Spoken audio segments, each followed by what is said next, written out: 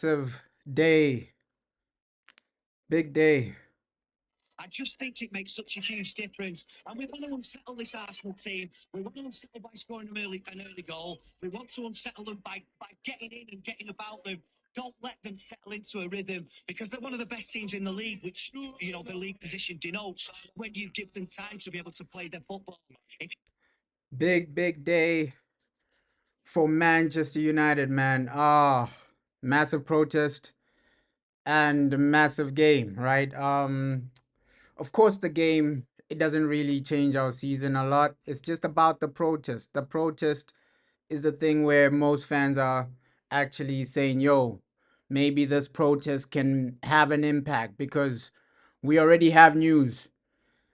Yeah, no Cheeto, but the biggest news apparently is that, yo, the Glazers and Sir Jim Ratcliffe are going to the stadium. That's major news right now coming out. Glazers and Sir Jim are actually gonna be at the stadium, and I will be just giving like some updates on this protest, giving some videos when they come out, videos here and there when they come out of the protest. This stream I will cover everything: the protest, the game, the team news, and yeah, apparently Cheeto isn't really he's in the squad, he's there, but apparently he's not he's not gonna start. We don't know if he's gonna start or not, Cheeto Obi, but he's in the squad. He was there. We saw him arriving with the other players. So he's there. We saw him in the dressing room as well. So all the videos, man, I'm gonna keep people updated with that. The Glazers are at the stadium and it's just a crazy day with so much happening, right? So much is happening. We're focusing on the match and we're focusing on the protest. Do you think the protest will even impact anything? I think it can impact something, right? Let's just give a scenario. The protest ends the game and then the game doesn't go on because of the protest. That's how you make an impact, right? That's genuinely how you make an impact. And so Jim Ratcliffe, the Glazers, they're at the stadium. So they know about what's gonna go on, right? They don't when last were the Glazers at the stadium? So they know what is genuinely going on. They're trying to do this for PR, right? They're trying to do this for PR. So Jim and the Glazers going to the stadium just for PR, right? They know that there's gonna be a protest happening, so they wanna look like they care. They wanna look like they're having an impact. They wanna look like, no, we're the owners you need. But we've seen the Glazers for over 10 years, man. Yeah, Cheeto might be on the bench, bro. He might be on the bench, bro. He might be on the bench. But for me, this is a game you try and what's this? You try and rest some players because hey, we need to win the Europa League. I think some of the players don't over risk them, don't risk an injury because Europa is what you should be focusing on. Of course, this game is massive, right? This game, let's hope we get entertained. Let's hope we get satisfied with the game. But overall, yo, this protest is genuinely about to start, right? It's genuinely starting in an hour, the protest. So in an hour, the protest will begin. Glazes out, and we know how big this is. How you doing, bro? Like, yo, good evening. Oh, yeah. Hey, Unai Emery, bro. So in an hour, that's the estimated time, right? The people that are organizing the protest, they said that's the time they're gonna genuinely start. In an hour, the protests genuinely start. So when the videos come in, I will put them on the screen, and massive things are being said before the game. Even who's this guy? Gary Neville. I know Gary Neville, he's literally paid for sometimes. Sometimes you can never trust what the man has to say. Sometimes you never know what the man is gonna genuinely say. But we had something from Gary Neville genuinely just discussing, hey, the Glazers and things like but a few months earlier Roy Keane, Gary Neville. and yeah, it just got a little bit messy. Was it Roy to the rescue? Well, I wasn't being attacked. I was just being no, not attacked. I was being abused. Yeah, they were just sort of trying to intimidate. I mean, I spoke to Patrick since, and yeah, they weren't happy at all with what happened here at Old Trafford when we obviously got in about them. They were at that time they were an unbelievable team, and we had to be aggressive against them. And It's a massive game, bro. It's a massive game. So there's literally also protests. The game itself, will the game actually continue? We have to see how massive this protest is, right? Because if this protest actually ends the game, then you've made an impact. Then you've actually got into the Glazers. Because if the game still goes on with, yeah, I also predict a 2-1, bro. 2-1 Manchester United.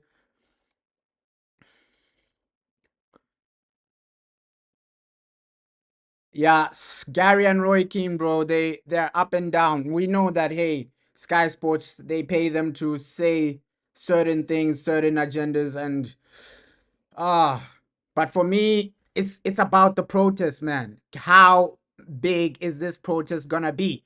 How impactful is this protest gonna be? Because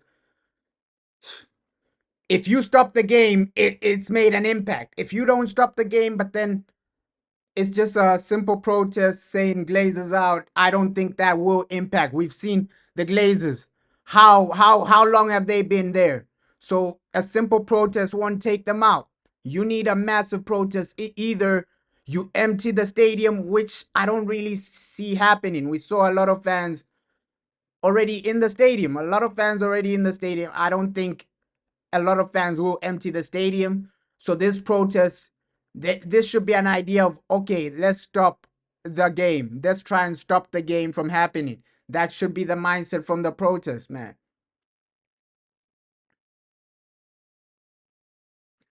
Yeah, these pundits, bro, we can't really trust them. We can't really trust them. And more info, Sir Jim. I think Sir Jim, a lot of people are saying Sir Jim might put out a statement after the game, since he knows that, hey, people are protesting this and that. So a lot of sources saying Sir Jim Ratcliffe might put out a statement. It's not only international fans, bro, but it was also British fans. British fans are there. You can see, like, the screen behind me. This is footage from today. Some British fans are there, happy, smiling. They're not really part of the protest. And the protest, the thing is, it's not it's not really covering a lot of people, right? Because Man United, you have over a billion people, over a billion fans. But how many of them truly know about this protest? Maybe less than 3 million, less than 2 million people genuinely know about, okay, there's a protest today. Because it's how many people truly know about, okay, a protest is going on today, unless someone like Sky Sports announced it, hey, Man United are having a protest, then majority of United fans would know about this protest. But it's only like fans that are really active on social media. Some fans are not really active on social media, and if they're not active on social media, they only watch match of the day, they only watch a Sky Sports or something like that, or they only watch the game. So a lot of fans don't truly know that, hey, this protest is really going on. I can genuinely estimate that probably less than 500,000 Man United fans know about this protest, right? You see, bro, like most of the people, you never heard of the protest. Like, that's what I'm saying. Most of the people don't even know it's going on, right? That's why you see so many people at the stadium here just smiling, acting like it's a normal day, because they don't really know it's going on, right? Because it's not like a massive former player is pushing this protest. If this was somebody like uh Rio Ferdinand or Gary Neville pushing this protest, saying, hey, we're having a protest against Arsenal, a majority of the fans would know. But the people that are genuinely pushing the protest, they don't have a massive reach, right? They don't genuinely have a massive reach. So most fans like you, bro, you didn't know about the protest. You only found out right now. So A lot of fans, they don't really know that, yo, this thing is really going on, man. They don't really know. So the people pushing the protests, they don't have that big of a reach. If this was somebody like, hey, Mark Goldbridge pushing the protest, or a former player, or someone like Fabrizio Romano, let's say Fabrizio Romano was the guy pushing this protest, majority of the people would have known about it. But the people actually arranging this protest, pushing this protest, probably they are reaching less than 1 million people. Let's just keep it real, keep it honest, right? So you needed some. That's why I said when the protest started, you needed somebody like a Rio Ferdinand, like Gary Neville, who have massive platforms over 1 million, right? Over 1 million people know who Gary Neville is. Over 1 million people know who Rio Ferdinand is. So those are the people you need pushing protests. If you have like people with less than 1 million reach, majority of the fans won't really know it's going on. That's the genuine fact, man. That's the genuine fact. Majority of the fans won't really know, hey, this thing is going on. There's a protest against Arsenal. We think it's a lot of fans just think it's a normal day, right?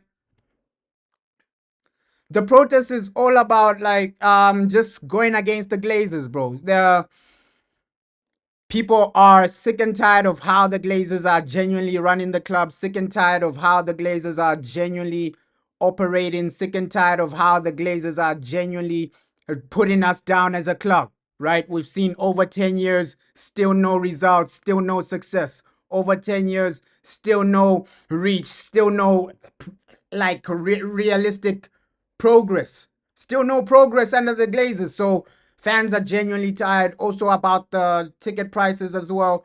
So that's a major part of what this protest is about. But yo, team news, man, we will have that extremely soon.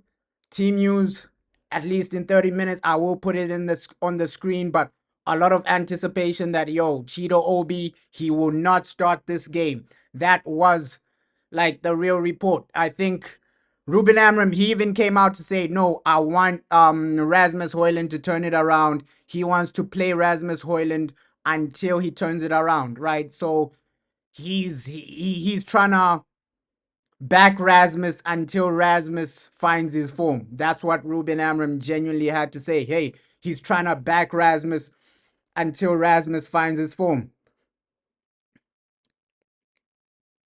Yeah, I know a lot of fans are 100% behind it, bro. 100% behind the protest. But the situation is that, yo, it's like 80% of the fan base don't know that this protest is happening.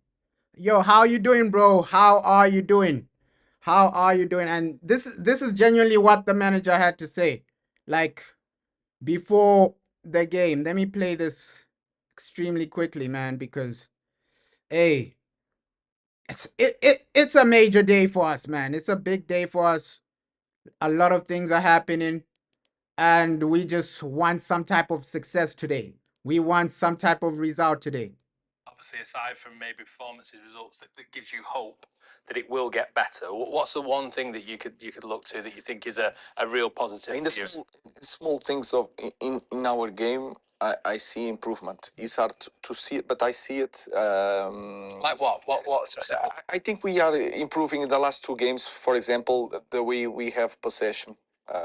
Our center defenders are playing in a different way, more confident, and if they play well, our team will play better. I think some players are improving individually. Josh, I think, is improving, it's changing a little bit the position. We are trying to find a better space for Bruno, but sometimes we want Everywhere, right? Yeah, it's really important for us. I think they are even against Ipswich. We suffer a goal, and we continue to play the same way. And I feel in these small details, I feel that the team believes a little bit a bit more. The rest, I think, is hard to see things in this season. Nah, bro, Dogu, he's not really available, right? Oh, he is. Sorry, he is available. Dogu. sorry. I thought you was talking about Harry Maguire. Dogu is available. Harry Maguire, unfortunately, he's not there, right? Harry, I think also Ogate, but Dogu, he is there, man. He is available. But we might see players like that being rested, man. You don't care about the result if we lose today. You just want like a good performance. I understand that, bro. But for us, hey, if you can win, it's a massive result, right? We've heard the manager, he's saying that, yo, a lot of players are actually improving. He sees improvement in possession, this and that. Let me continue the thing. It's more here in Carrington, the way we train, the intensity, and we are trying to find a way to improve the team. Obviously, it's Arsenal, the next Premier League game. They endured a difficult period when Mikel Arteta was first in charge. The first two seasons, they finished eighth, similar to the position you're in at the moment. It's below what it was expected at the time, but they kept faith with him. And now they've gone on to a higher place in the table, been involved in title races. How much of an example do you think Arsenal are to Manchester United of the journey that they've been on and the one that you're on at the moment? I think first of all, different clubs, different expectation, but similar moment. And of course, you have to believe it when you are in the dark. In this moment, you have to believe it. Not just the board, but also the coach and the way you want to play. So you continue to do the same things because you know that way and that path, and that is clear also for me.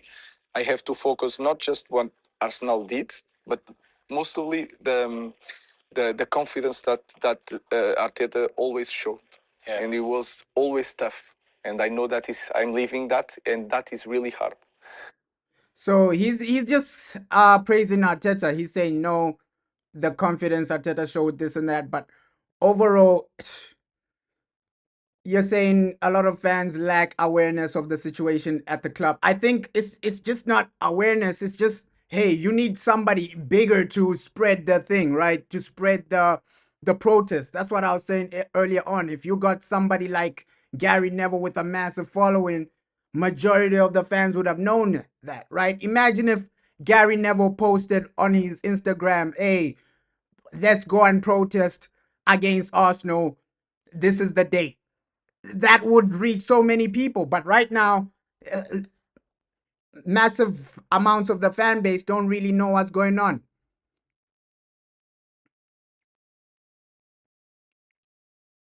Yeah, we just need a massive performance, man. Let me just continue this. For maybe 2 years, and that is really hard. And I think I can do the same.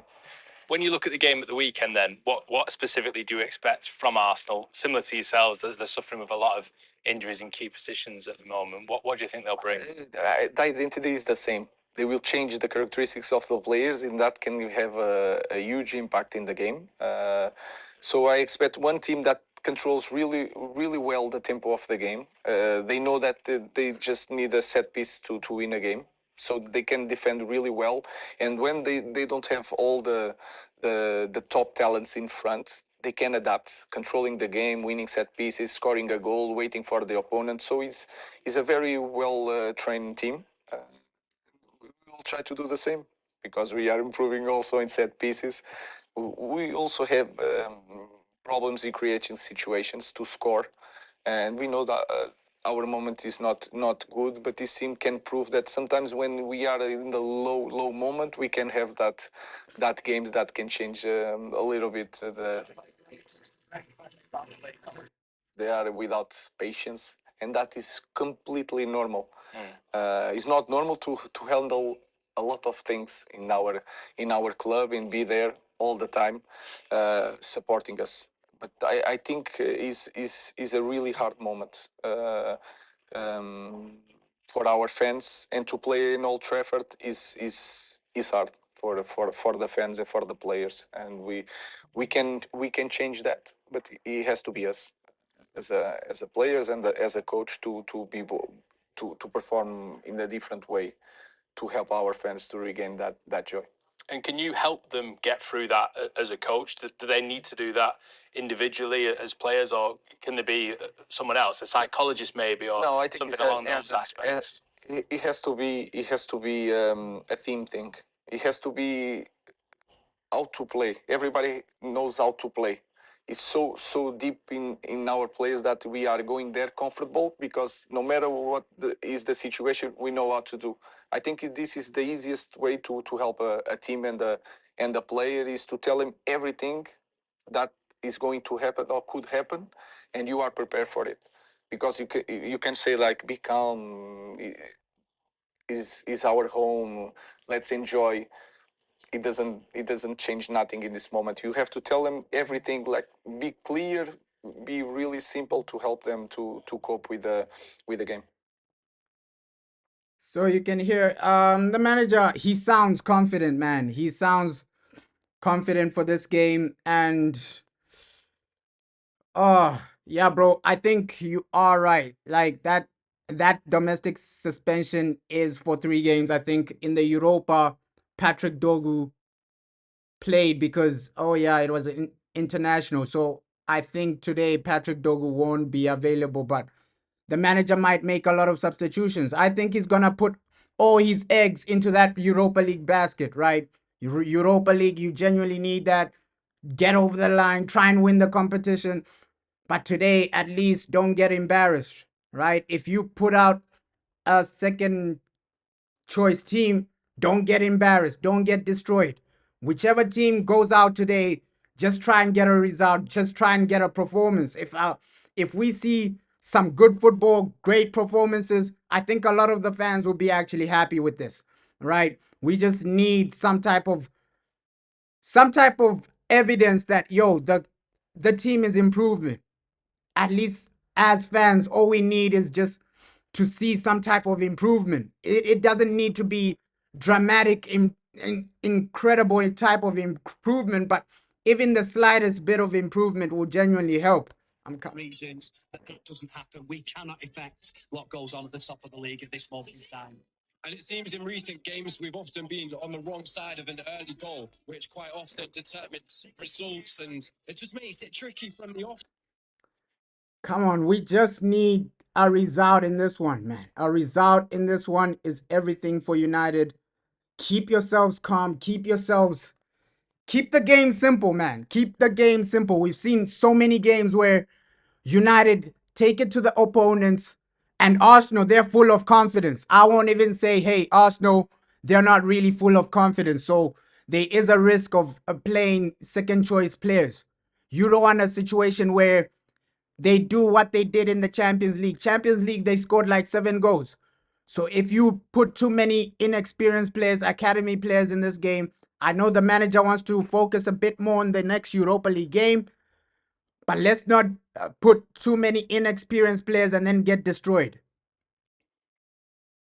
Yeah, we need to get a good result here just for the confidence. You're right, bro. Like, if you just start building some type of confidence, right, into that game, the next game is a home game as well, right? Back-to-back home games. That just gives you so much more. That just gives you so much to work with.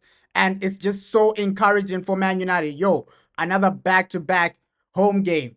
And home games, they just feel way more different. You feel a bit more comfortable at home.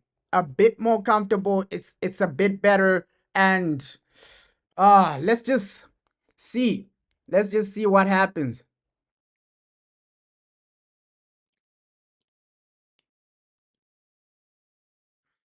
I don't think Binder will play, bro. Binder, he's still injured, bro. He is still injured. Outside Binder. He is still injured, bro. So it's gonna be on honor today. We already know that. And the way he was talking just now, the manager probably will play Joshua Zerski. Joshua Zerski, Bruno Fernandes, and Diego Dalot. Those are 3 guys that I expect to start today, because the manager has been playing Bruno every game. He's been playing Diego Dalot every game. So Diego, Bruno, I don't really expect him to switch that. Right? Defensively, let's see. Maybe Aiden Heaven might make his debut. It's Arsenal. He used to be in the Arsenal Academy.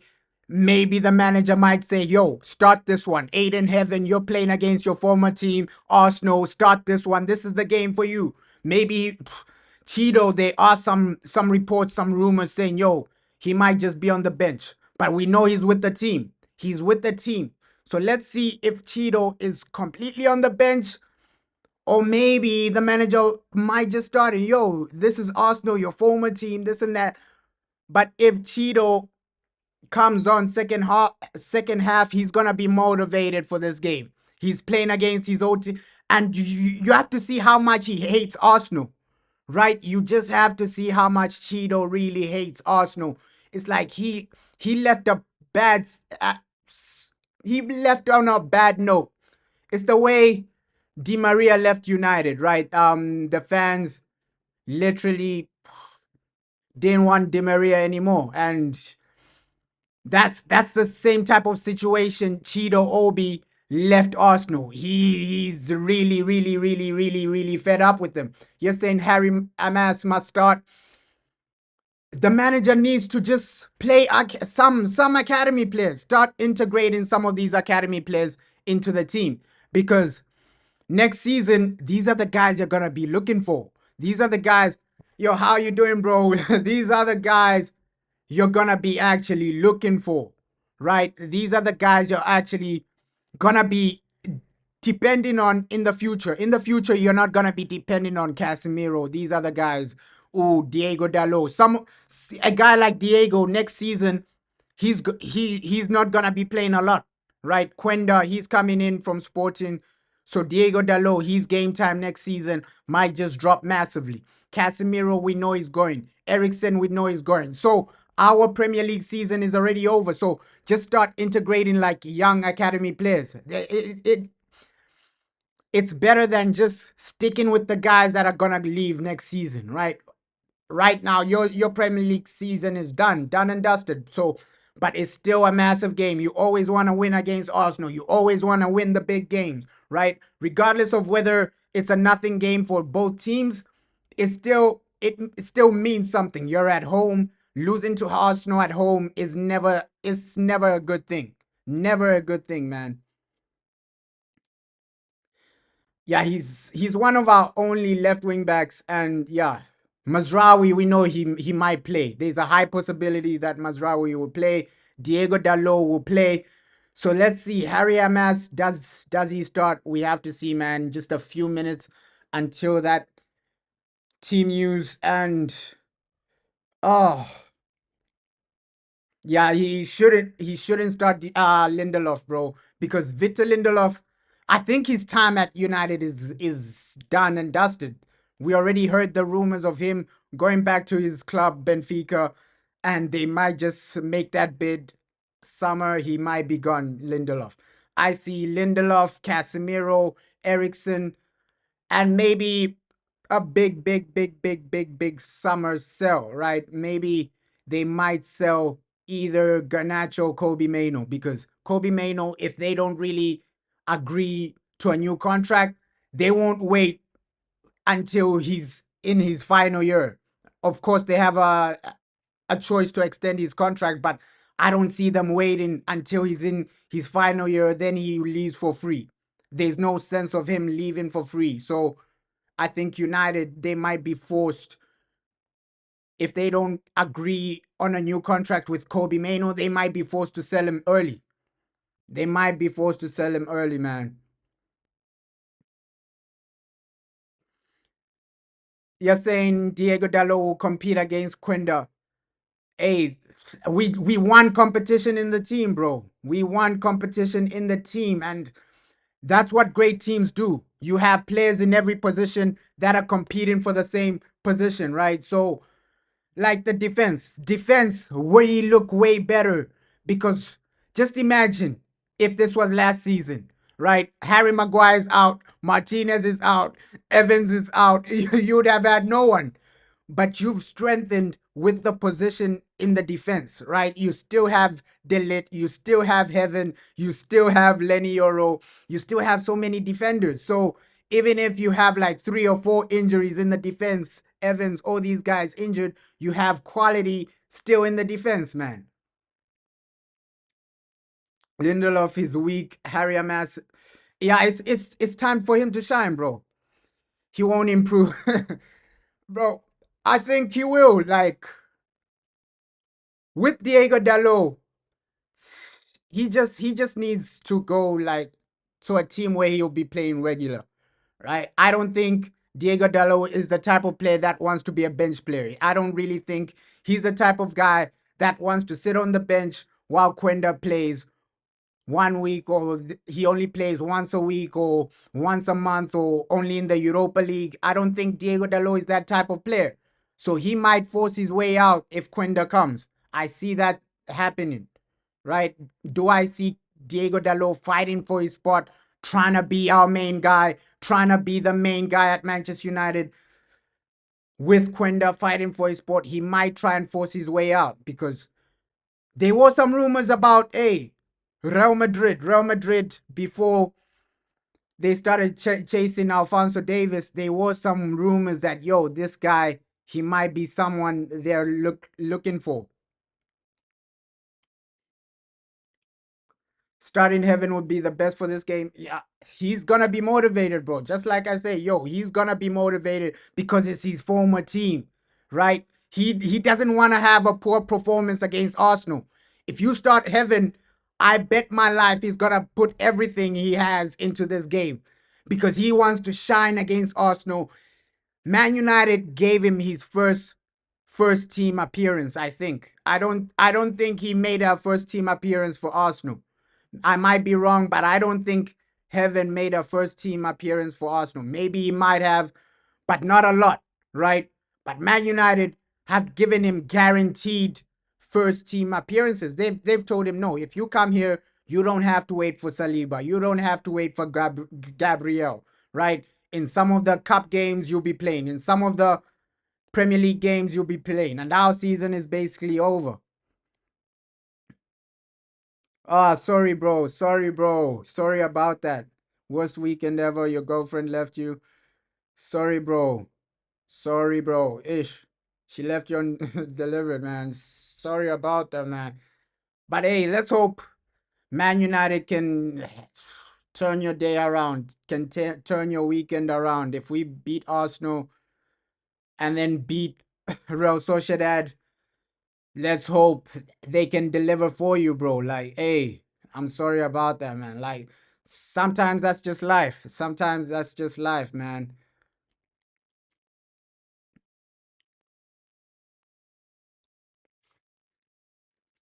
Heaven and God will. I think Heaven would do well, bro. Heaven in this game, this might be his game to shine, bro. This might be his game to shine because right now, hey, the manager might be thinking of Europa. Hey, let me just save one of our main defenders for Europa League. Hey, maybe Delit, maybe Mazraoui. Let me save one of these guys for Europa League because you shouldn't be risking injuries. Imagine if one of our defenders get injured today or one of our main players get injured today, and then Europa League, you're stuck. You're stuck with no options.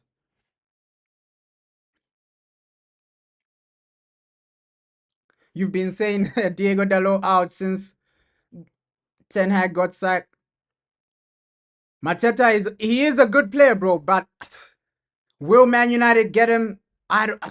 I don't know, bro. I don't really know. Whoever we get has to deliver. That's the only mindset I have. Whoever we get in the summer transfer window has to deliver, right? We've signed so many big names, but they haven't delivered. We've signed so many young talents, but they haven't delivered in the past 10 years. So right now it's just about, yo, let's judge players when they come, right? It's pointless to judge somebody based on what they're doing at another club. We've done that so many times, right? Let's judge them when they deliver, when they come to Manchester United.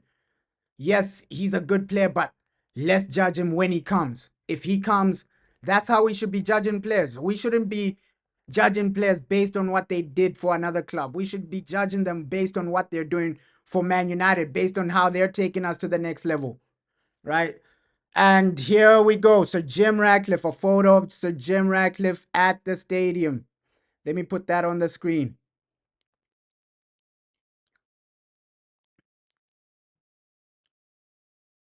Let me put that on the screen, man. Oh, a video of Sir Jim Ratcliffe. He's in the building. Sir Jim Ratcliffe in the building. Let me actually put that on the screen. Sir Jim has arrived, man. Sir Jim has arrived. Here we go. Let me put that on the screen. Sir Jim Ratcliffe is at the stadium. He's arrived. He's in the building. And just before the the protest starts, Sir Jim is in the building. So he's genuinely gonna hear how the fans are genuinely feeling. Let me put this on the screen, man. Sir Jim in the building. A lot of fans are sick and tired of how Sir Jim is running the club. Let's hope he does try and change the situation, man. Sir Jim Ratcliffe, please. We need results. We need performances. We need a strategy that actually works, right? Just bear with me. This machine is a bit slow, man. It's a bit slow, but Sir Jim Ratcliffe has arrived. Trying to change the picture here, trying to change the video here. Sir Jim Ratcliffe in the building. Come on, here he is. Here he is. Where is this video? Come on. Let me put this on the screen. Ish. It's just that my device is so slow. Bear with me, guys. I'm so sorry about this. My device is so slow. I think it's the protest won't be live, bro. The protest won't be live, but there will be some videos here and there, like some 2-minute videos. I will put them on the screen. People will see the protest, man. If the like short videos come through, I will put them on the screen. And yeah, this is just Sir Jim Ratcliffe, right? Owner of Manchester United,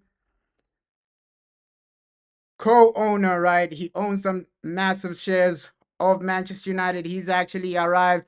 And there were also rumors that the Glazers will be in the building as well. So we're still waiting for the Glazers, but Sir Jim Ratcliffe, where is he? Here he is, man. Can I put this on the screen? Oh, Sir Jim Ratcliffe in the building. Can I put this on the screen? There he is, man. Sir Jim.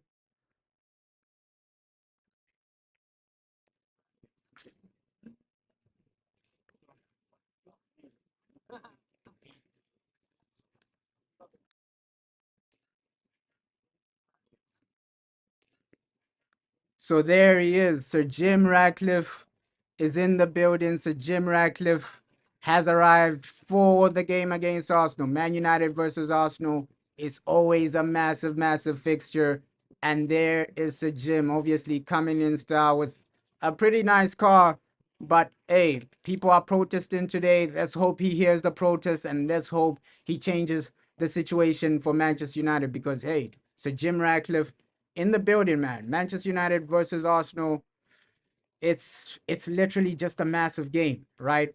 And every time we play Arsenal, it's something to look forward to, right? Of course, today it's not really about the game. It's about, hey, getting a message to the Glazers, getting the message to Sir Jim Ratcliffe. And we're still waiting for the Glazers to arrive.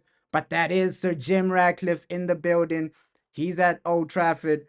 And let's hope he does actually do something about the situation we're going through, man. Sir Jim Ratcliffe in the building. And yo, yeah, he needs to genuinely understand that yo, we he needs to put some money into Manchester United, right? If you're not really putting any money, what's really happening? What's really happening?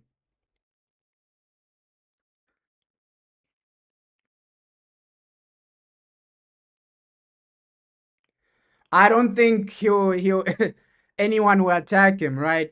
Because you you still have to. Let's just give a scenario: somebody attacks Sir Jim Ratcliffe. You still have to deal with like the police and things like that. So I don't think anyone will be crazy enough to risk their criminal record to attack Sir Jim Ratcliffe because Sir Jim Ratcliffe, he's a massive figure, man. You attack him, people will find out who you are and you'll probably go to jail. So Is there a Man United fan crazy enough to attack him and go to jail for it? I don't really. You never know, bro. You never know. They might be somebody that just pulls up, jumps on him, attacks him. But yeah, so Jim in the building, and we're just waiting for the Glazers, man. A lot of reports were saying, yo, so Jim will be there, but now we're just waiting for the Glazers. Glazers are the guys we're waiting for. Come on, man. Massive, massive protest, massive, massive game. And even Amad Diallo in the building. Let me put that. Amad Diallo, he has arrived at the stadium, so he's been going to majority of our games. Amad Diallo, he's been going to a lot of our games, a lot of the Premier League games, so he's at the stadium as well. Let me put back the back screen, but yeah, that was Sir Jim Ratcliffe, man. Sir Jim and Ineos. Let's hope this protest actually does something for us as United fans, man, because we can't keep suffering like this under the Glazers, right? We can't keep suffering under the Glazers, man. It hasn't been good enough. The past few years hasn't been good enough. And we're just in a situation where United fans, we're tired. We're tired of what Sir Jim is doing. We're tired of what the Glazers have been doing. We're tired of a lot of situations at Manchester United. So we just want to change right now. We just want to change. We just want an improvement. And yeah.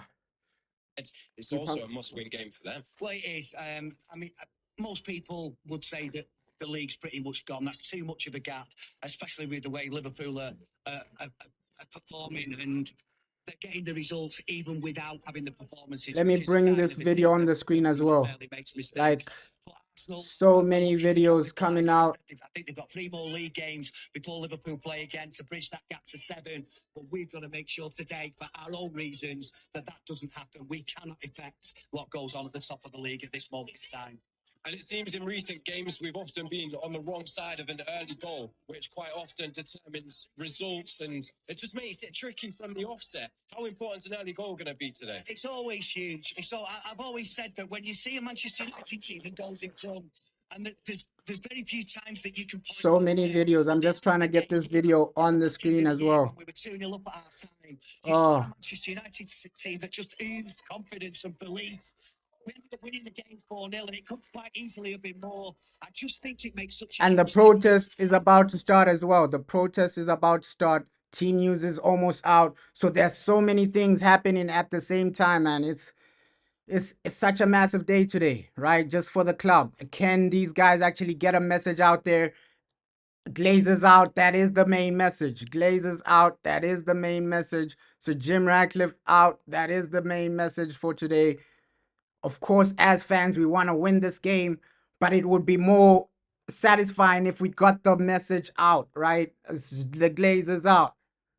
And this movement is just perfect for United. You need a movement like this to actually, hey, send a message to these guys, right? So Jim, he's at the stadium. Somebody at the stadium should try and, hey, talk to Sir Jim Ratcliffe. Say, yo, this isn't good enough. This isn't good enough. The way we're moving as Man United, we expected better. The way we're moving as a club, we expected better. And it hasn't been the situation a lot of fans wanted to see. Nowhere close to the situation. Let me put the video of the players in the dressing room. So much is happening at the same time, man. That's the situation for today's game. There's a protest. So Jim is coming. The players have arrived in the dressing room. Warm up is about to start. Like, so much is happening today, and let's just hope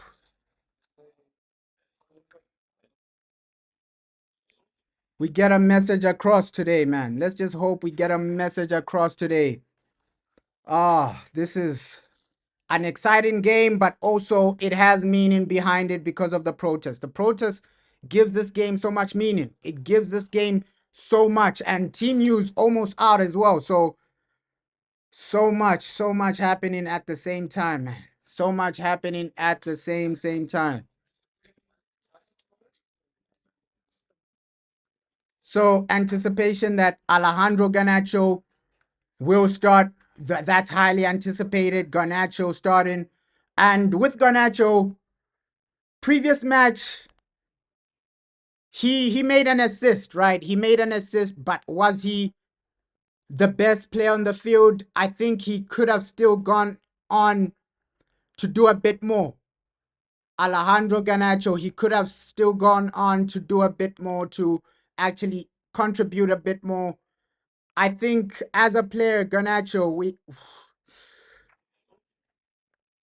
we don't know, right? Is he still developing? There's still that argument of, hey, Garnacho is still developing. He's still a young player. He's still going to the next level. And based on the injuries we have, he's one of the players that, hey, we're relying on a lot, right? We don't really have options on the bench in the attacking positions. So right now, you're just relying on Garnacho. You're just relying on Zersky. You're just relying on Erasmus Hojlund. Zersky has turned up, man. He's been turning up. Great performances from Joshua Zersky. We hope to see like good performances from all our attacking players today. Like, that's all I'm begging for. Hey, attack. We need some good performances from you. Everybody in the attack, we need something. We need them to just turn up. If you can get a goal, it's even better, right? If you can get a goal, it's even better for Manchester United. As a team, we just want to win. Winning today is everything. Come on, man. Come on, man. My device is so slow. Just bear with me trying to put this video on the screen. Trying to put this video on the screen, man.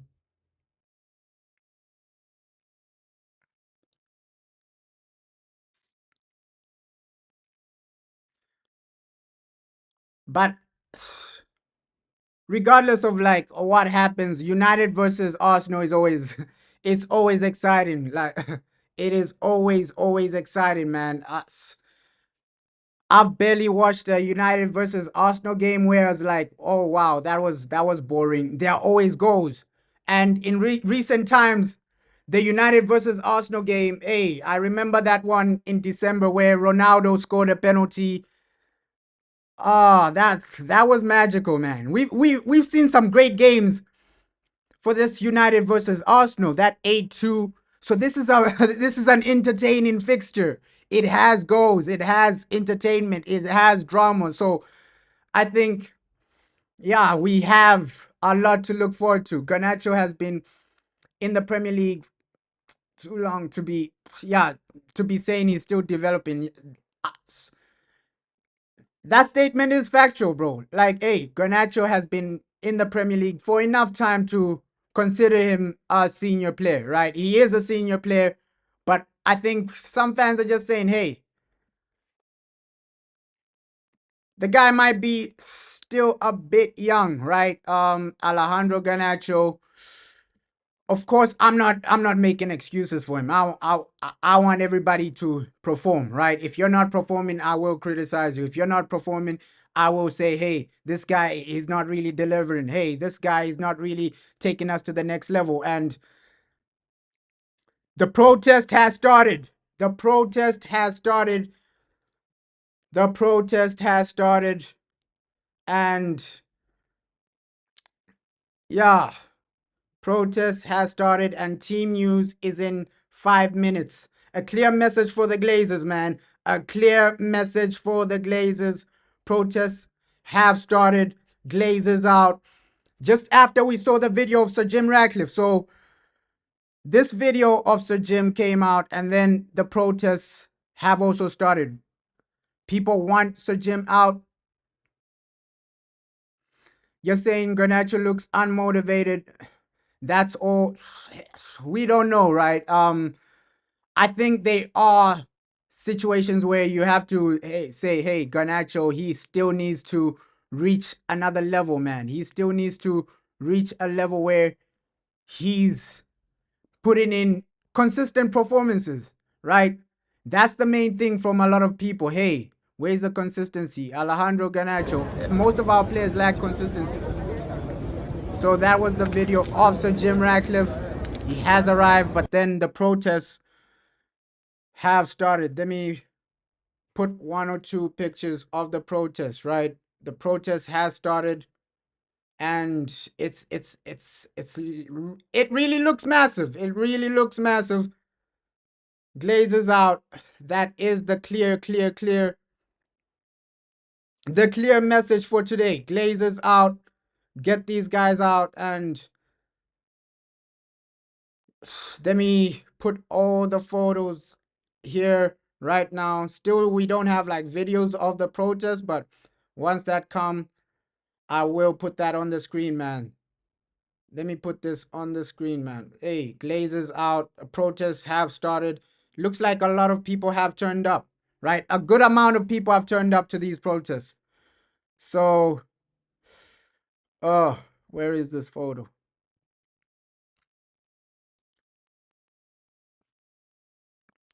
A good amount of people have turned up to this protest.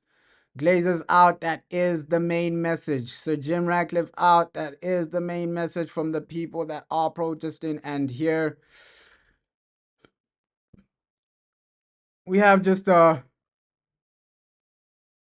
image of the protest going on. It has started, and you can see a good amount of people, right? Of course, will this make a genuine impact? I think to make an impact, you have to stop the game, right? That should have been the goal of this protest. Stopping the game from happening. That's when you actually make a bigger impact. If you stop the game from happening, it makes a larger impact. But right now, you're still making an impact, but you could have still done a lot more damage. That's all I'm saying. A lot more damage could have been done. A lot more damage could have been done, but this is the real message. Glazers out. Glazers out. You won't be surprised if Garnacho literally leaves. I also won't be surprised. I also won't be surprised.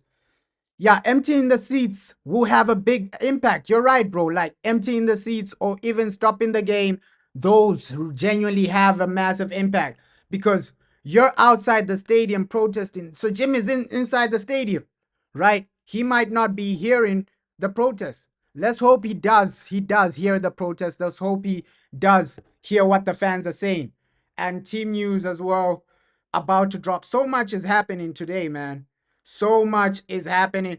Here we have a video. Here we have a video of literally what's genuinely going on. Here we have a video of the protests. Massive protests happening. Let me put the video on the screen. And also the team news. So much is happening today. So much. I can see Garnacho at Atletico Madrid. That can happen. That Diego Simeone, he can suit Diego Simeone, man. He can suit Diego Simeone, man. I can see that happening. You're right, bro. You are completely right, bro. Like, this is genuinely the protest happening. Let me put the video on the screen, man. Massive. A lot of things are happening right now. A lot of things are happening, and team news also in a few minutes. So much is happening right now with Manchester United. So much is happening right now with Manchester United, man. Come on. And it's great to see that, hey, the people are making their voices heard, right? Hey, you don't want Sir Jim Ratcliffe. You don't want the Glazers.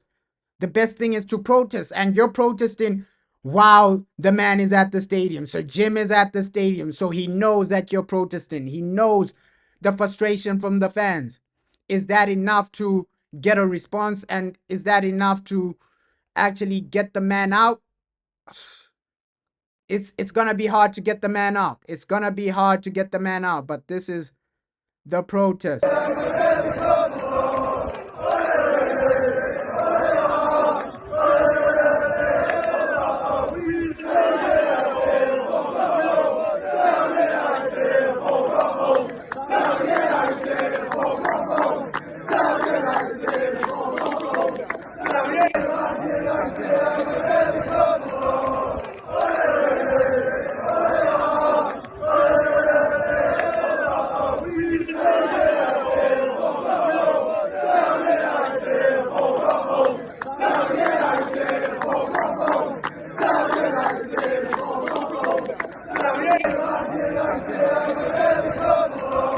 Yeah, bro, I remember that day, right? Fans actually broke into the stadium to protest. Fans actually broke into the stadium to actually, hey, have their voices heard. And right now, what we're just seeing is fans actually getting their voices heard, right? This is genuinely massive to get your voices heard. So Jim and the Glazers, they haven't been the best. And what we're seeing right now is just people protesting, fans protesting against everything that's wrong with Manchester United. The way we're run, the way the Glazers have actually put us down into the ground. They've run us into the ground, and fans are actually protesting against the Glazers. And it's actually great to know that, hey, Sir Jim Ratcliffe is at the stadium. Sir Jim Ratcliffe is there witnessing all of this, witnessing that, hey, fans are frustrated. Fans are tired, man. Every fan is tired of Sir Jim Ratcliffe. Every fan is tired of the Glazers. We want these guys out, and the sooner the better, man. The sooner the better. Great to see that fans are actually protesting. Let's hope this protest does have a major impact today. Let's hope it has a major. You also heard a Spurs fan. Yeah, people do break into the stadium to protest and things like that to steal our trophy. That's crazy, bro. From Old Trafford, that is crazy, bro. That is crazy. Yeah, they are a bit more organized today. It is organized. Let's hope it does make an impact, because right now the man is there, right? And when Sir Jim Ratcliffe is leaving the stadium, people should pressure him. People should pressure him. Don't just let him leave comfortably. People need to pressure this man. Pressure the man so that something happens, something changes. But team news as well. So much is happening right now. Team news as well. So much is happening right now. We're getting so much in such. Oh, the protests are active. The protests are active, but we're also getting so much in such a short time. And today you can see it's mainly about, like, hey, getting the message out, right? Most of the fans are not even focused on the game. They're focused on, hey, getting this message out. Hey, sending this message to Sir Jim Ratcliffe. Another video. Let me show another video of the protest right here, right now, because it's still going on. It's still going on. This protest is still really making moves. It's still happening. A lot of it happening right now. Come on, man. We need a change at Manchester United. We need something better, right? A better situation at Manchester United. That's all we're asking for as fans. If you can get these guys out, if you can get Man United, the Man United we know and love, if you can get that club back, I think, hey, this protest might be worth it. Let's see the impact this protest has. Let's see. Do the fans go into the stadium and continue the protest? Let's see. But there are a lot of people protesting. There are a lot of people making their voices heard. You can hear the noise from the protest.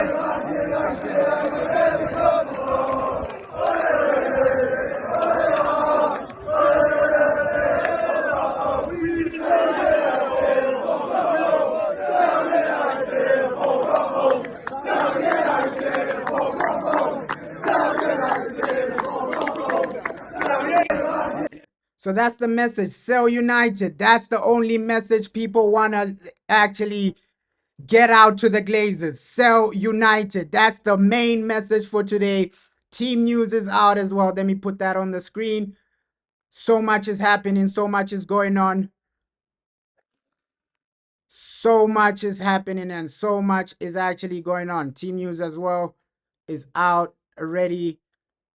Ooh, you're saying Onana, Lenny Euro, Delit, Lindelof, Mazraoui, Casemiro, Fernandez, Diego Dalot, Zerski, Garnacho, and Rasmus Hojlund. So it's pretty much. I think not a lot of people expected Victor Lindelof to be part of the team, right? I don't think a lot of people expected Victor Lindelof to be part of this team, but he is. And let me put it on the screen right now, right? Yeah, lineup has been released, bro. Like, ooh. So much is going on, bro. So much is going on. This side, we're focused on the game, but we're also keeping up with the protests, right? Keeping up with what the fans are actually saying, what the fans are actually doing, right? We're keeping up with everything. You can hear the noise from the protests, man.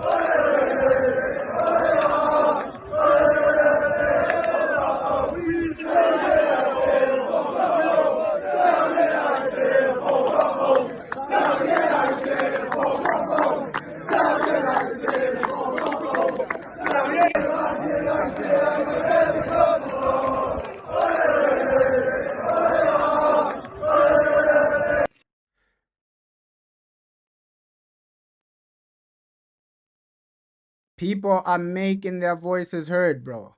People are making their voices heard. But let me put the lineup on the screen, man. It's the main shocking thing is, hey, Victor Lindelof is starting. We knew Andre Onana, Bruno, all these other guys were gonna start. Zerski, all these other guys.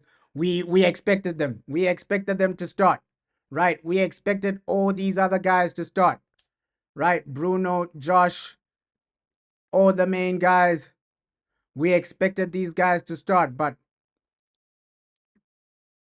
this is the starting lineup. This is the starting lineup, man.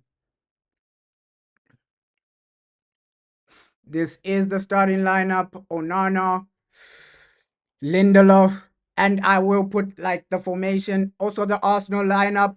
Let me also see how Arsenal's team is looking, because our team, is this team good enough to beat Arsenal, right? With Victor Lindelof, I lose a bit of faith. I lose a bit of faith, right? With Victor Lindelof starting, I lose a bit of faith. I lose a bit of faith defensively.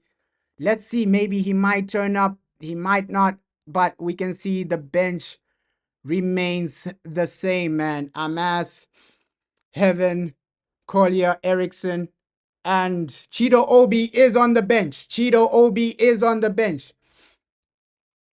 Nah, Hojlund is starting, bro.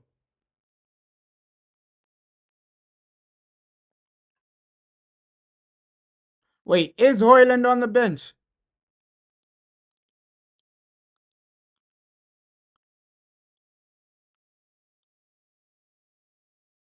Ooh. What's really going on, man? Oh, wow. Yeah, Hojlund is there, isn't he? Or are my eyes deceiving me? Rasmus Hojlund.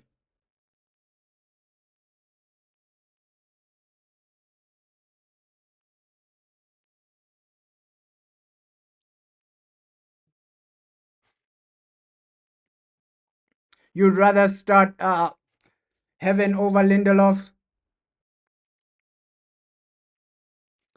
Ooh. So Rasmus might be on the bench. Now I think this formation might be deceiving us. This formation might be deceiving us. So who's playing as a striker?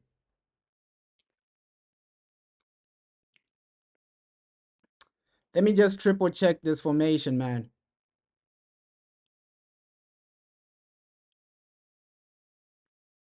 Oh wow.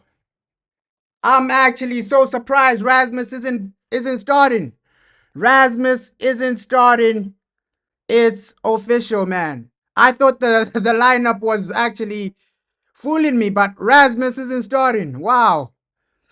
I'm genuinely surprised the manager has dropped Rasmus Hojlund. Genuinely surprised. I didn't expect that. I did not. I thought the lineup was actually fooling me, but Rasmus. No, he is on the what's this? On the bench, I think.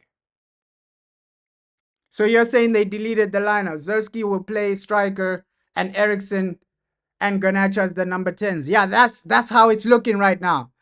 That's how it's looking because why is Eriksson start? Yeah, so Rasmus is on the bench.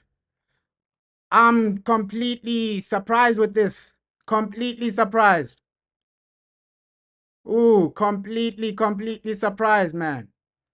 Rasmus is on the bench. Completely surprised with this. Wow, wow, wow, wow, wow, wow. That's a massive statement from the manager. That is a major statement from the manager, right? Rasmus being on the bench. I think a lot of fans were asking the question of, hey, what's really going on with Rasmus Hojlund? How is he still getting so much game time? Yeah, 20 games without a goal. Rasmus Hojlund has been officially benched.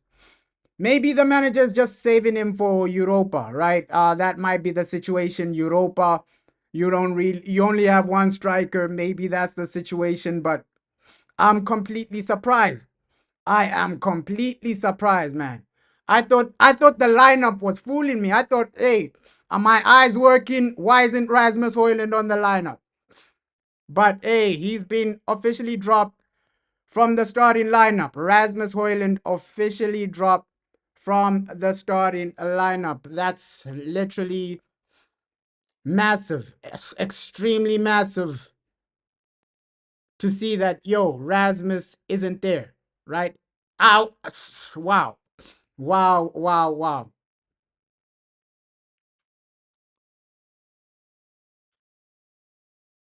He is on the bench.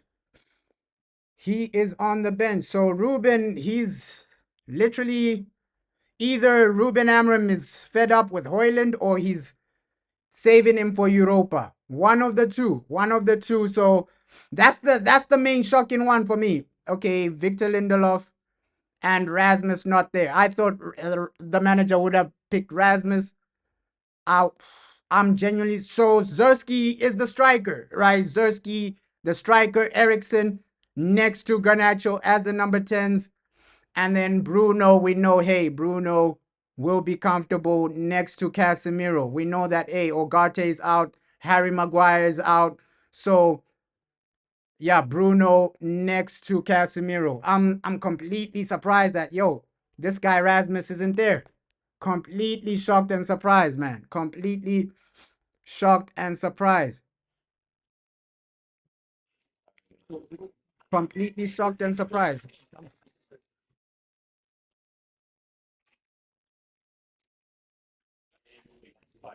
Euro. You happen again today?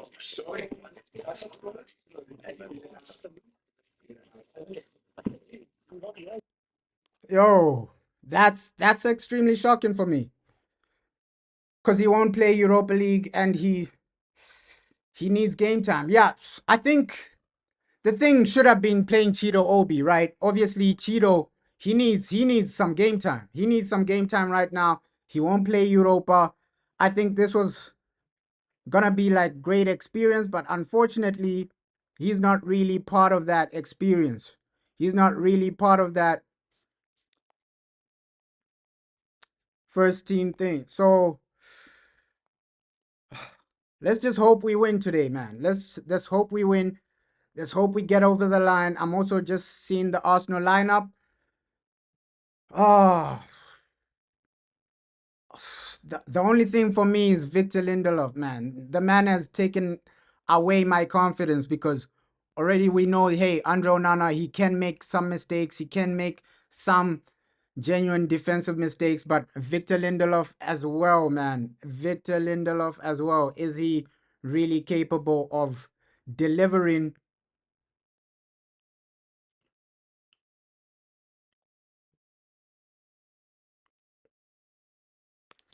Is he capable of actually delivering in the long run? Ish. Victor Lindelof.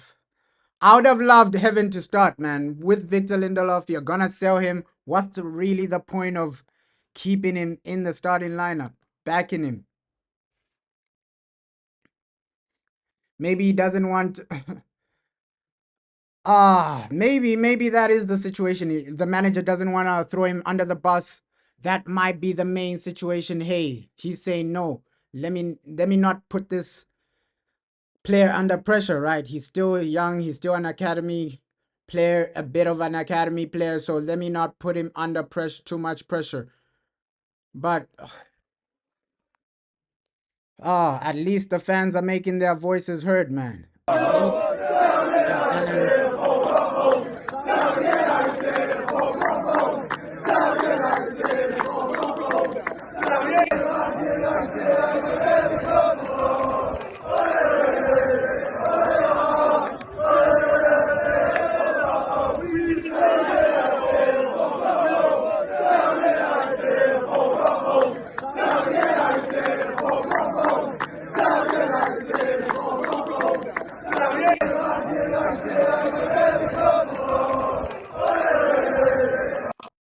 I'm just getting the Arsenal team as well. Maybe because he played with Lindelof, so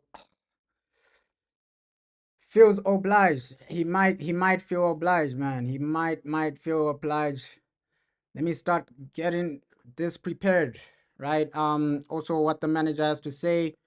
Let me put that there. And yo, everything about this game. It's gonna be an entertaining game.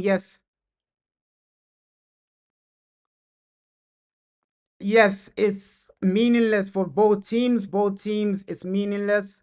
But oh, it's gonna entertain, man. No doubt about it. This game is gonna entertain.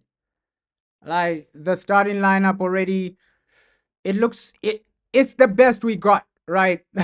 Based on the players that are available, it's the best we got. Of course, some fans wanted to see Harry Mass.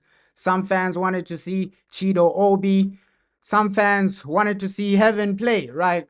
Even Toby Collier, but unfortunately, those guys are on the bench. The positive thing is that let's see what we do today, right?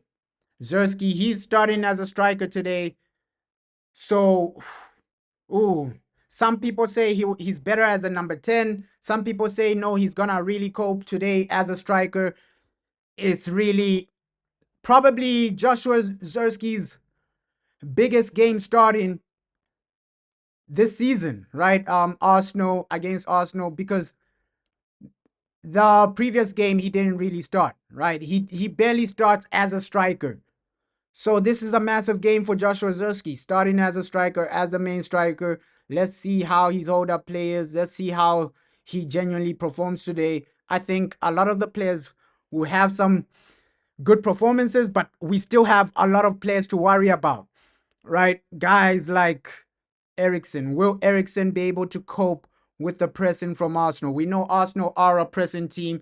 They will genuinely pressure you. Will Eriksen be able to cope? Victor Lindelof, will he be able to cope with that Arsenal pressure? Because Arsenal, they are energetic. They do press well sometimes. So Eriksen, Lindelof, they're players I'm saying, hey, in tight and difficult situations, it might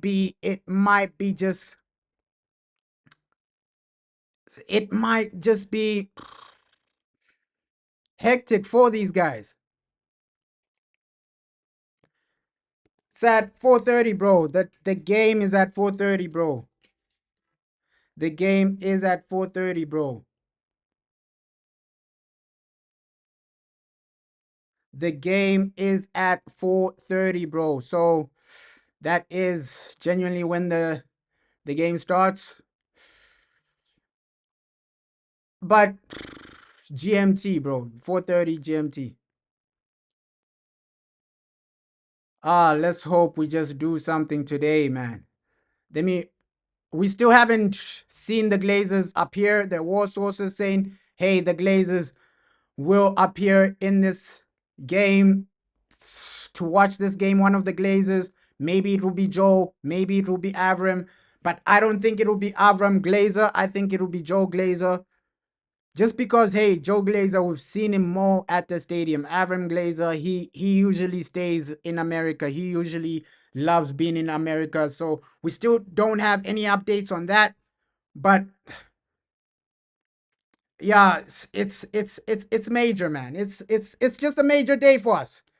It's just a major day for us today, man. Major day for us. Just because of what the protest is doing, the noise the fans are making for the Glazers to come out. I think that's the most important thing. Carry this noise into the stadium, right? First moments of the whistle, Sir Jim Ratcliffe is in the stadium. You need to be shouting, yo, Glazers and Sir Jim out. You don't only do this before the game, even during the game. This noise needs to continue. You're shouting, shouting, and then you try and empty the stadium as well. That's how you genuinely make an impact. Even during the game, you're shouting Glazers out. Even during the game, you're shouting, make sure Sir Jim is at the stadium. Make sure the man actually hears you. Can we win? We with Lindelof, it's gonna be it's gonna be hard. I'm still sticking with my prediction of 2-1, right? I think Bruno Fernandes, he might get like a goal today. But hey, delete, maybe a delete header from a corner, right? Bruno, go, delete, header, something like that, man. Yeah, it is 4:30, bro. And can we just keep this noise? The noise people are making for the Glazers. The noise people are making for Sir Jim Rat. This is amazing noise, man. This is amazing.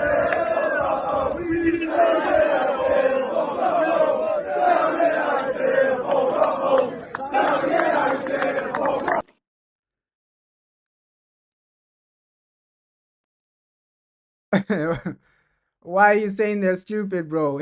That's crazy though. But hey, it's just today, man. Can we make an impact? Can we make an impact, man? Ah, and the Arsenal team isn't too bad either, right? Let me read out the Arsenal team because it's not too bad either. It's not too bad either. Like Arsenal, they also have like a good team. Mainly, it's just about, hey, the protests, right? What impact do these protests actually make? What impact do these protests actually make? And oh, it's a lot of fans. Here's another view of the protest, man. Let me get this video as well. Let me get this video on the screen as well. Here's another view of the protest. Protest is still going on, man. And that's what you want to see, right? That's genuinely what you want to see. These protests are still going on. Let me get another view because this video on the screen was just the beginning of the protest. Let me get like another viewpoint of this, what's really going on right now, right?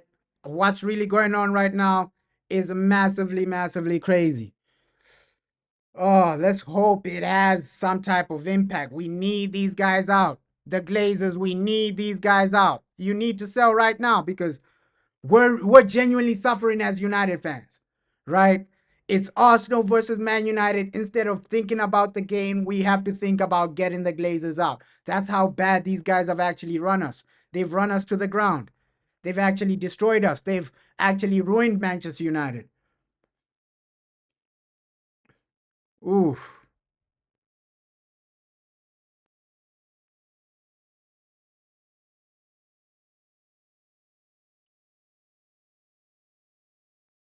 Yeah, there's no there's no point of thinking about that, bro. Like right now, the only thing we should be thinking about is, hey, can we get the Glazers out, bro? Like that is the main movement. I like the situation the fans have actually. Yeah, we want Qatar, bro. We do want Qatar. We do want Qatar. Sheikh Yassim. And that's why Sheikh Yassim was the man, right? The guy for the job, the guy to take us to that next level. He was going to pay out the debt. He was going to build a new stadium, right? We're in 2025 and still the new stadium hasn't started. This new stadium hasn't begun. So still a lot of situations going on that the Glazers haven't really solved. The Glazers haven't really solved a lot of our situations, a lot of our problems. Come on, man. This protest it's doing wonders for us. Let's hope it does wonders for us because we genuinely needed this. As United fans, we genuinely needed something like this, a protest against the Glazers, a protest against the owners. And yeah, at least yesterday Man City lost, right? But right now Chelsea are losing. Chelsea are winning against Ruud van Nistelrooy. Looks like Ruud might just get relegated, man. Disappointing to see. Tottenham are also losing. Tottenham are losing. So those are the games before our game.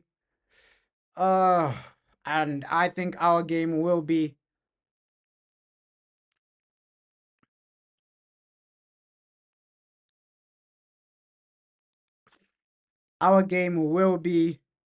genuinely impressive, man. Let me put this on the screen because my device is so slow. It's actually a bit embarrassing. My device, how slow my device is. It's a bit embarrassing, but here is oh sorry. Here is the other viewpoint of like the protests happening. So people are marching and just getting their getting their voices heard, man. Cole Palmer missed a penalty. I'm genuinely not watching that game because I'm so focused on our game. So he missed a penalty. That's crazy.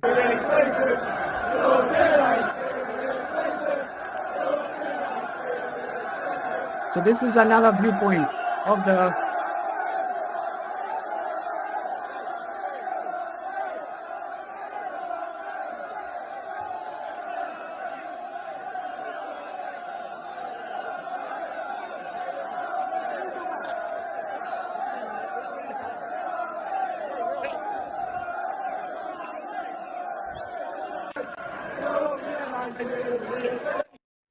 So that's another viewpoint. A lot of fans have actually turned up, man. It's actually good to see how many people turned up.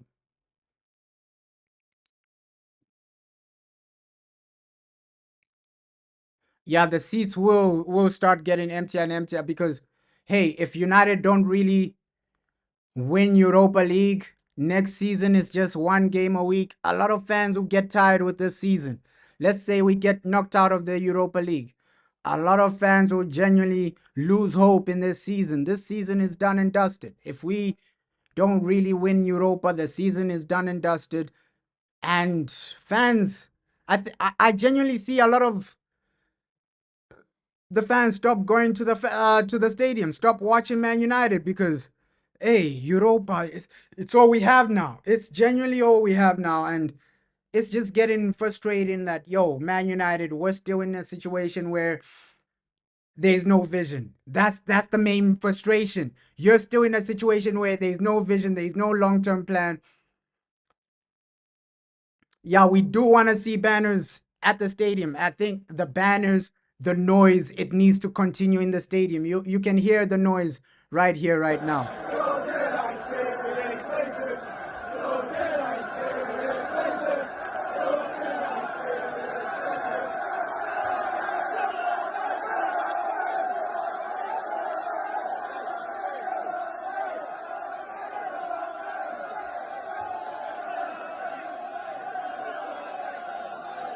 So you can see a lot of fans have actually turned up for this. This is this is a statement. This is genuinely a statement, right? How much impact will it have? We don't know, right? Will this continue into the stadium? Into will people empty their seats? Because if all these people empty their seats, it will really make an impact, right? Because this looks like, hey, more than 300 people, maybe more than 300 people, maybe more than 300, maybe close to 600, because there are a lot. You saw the first video was the first bunch of fans, right? The first video I showed was the first section of fans, but this is the other section, and there's still more people to come in, pulling up to the protest. There's still more people coming, genuinely pulling up. I didn't expect this amount of people. Genuinely happy that, yo, people are taking this serious. People are genuinely serious about, yo, getting these guys out. You got to get them out. Glazers out. That is the main situation, man. But yeah, this game, team news, does it give the people a lot of confidence? Does it fill me with a lot of confidence? The team news, I think this is the best we can do, right? The first game in a long time we haven't seen Hojlund start. So let's see how the team actually performed. The first game in a long time. I think over 6 months or something, we haven't seen Rasmus Hojlund start. That's why I was so shocked that, hey,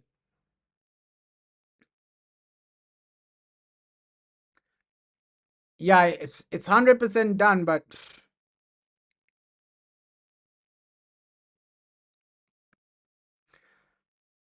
and yeah, we do have one of the worst owners. I think they are the worst owners.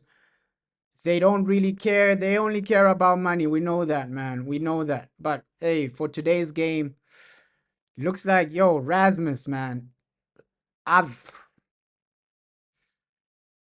I've, I, I'm truly shocked. I'm truly shocked. It's been over like 6 months we haven't seen Rasmus Hojlund start. So I'm truly shocked that, hey, the man is on the bench. That was a shocker for me. I thought, wow, this team news, is it really correct? But hey, it is correct, man. I want Man City to get Europa League football. that that would be amazing, bro. Like a Pep Guardiola in the Europa League. I think that would give us some joy, man. That would give us some joy. Pep Guardiola in Europa. That's something to smile about, right? Our season has been horrific. Our season has been horrendous. If you're saying, hey, Man City in Europa, that's something for us to smile about. That's something for us to, hey, say, yo, at least Man City ain't in the Champions League.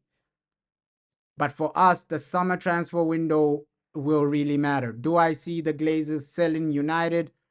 I don't really see that. I don't really see that. Yeah, Pep Guardiola in Europa would be something different, bro. That would be something different, man.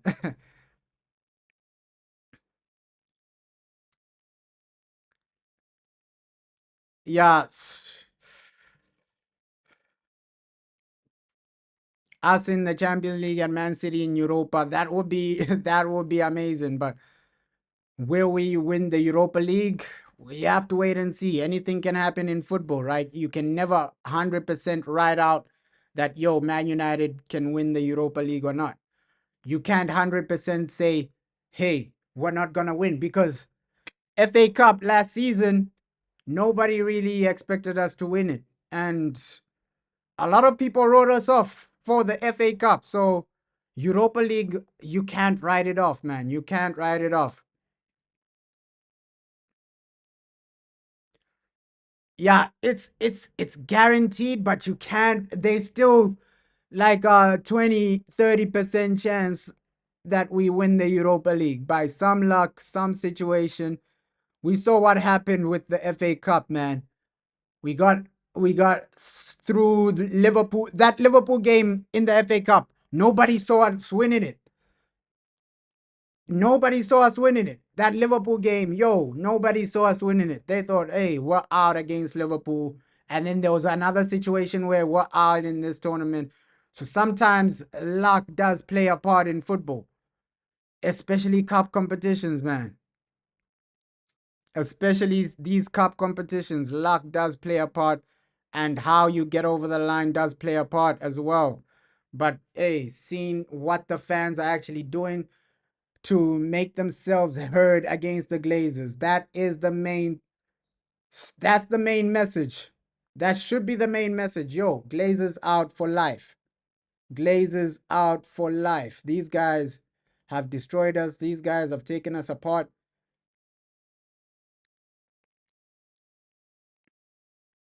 And I don't know what the situation is with like Jadon Sancho, right? Some sources were saying Chelsea might try and end the contract, right? Chelsea might try and end the contract because they do have like a young Brazilian. They signed a young Brazilian, Chelsea, and they want that guy to be the main star. So a lot of sources close to Chelsea are saying, yo, Sancho next season, he might not really be starting for Chelsea because they're they want that Brazilian star that they signed a few seasons back to be their main guy, right? Their main guy. And Jadon Sancho, hey, we'll see what happens with that situation.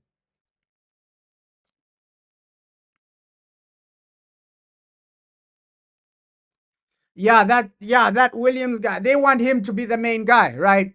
And Sancho, does it make sense for Chelsea to pay Sancho all those wages when Williams is gonna be their main guy? Sancho is just gonna be like a backup. Yeah,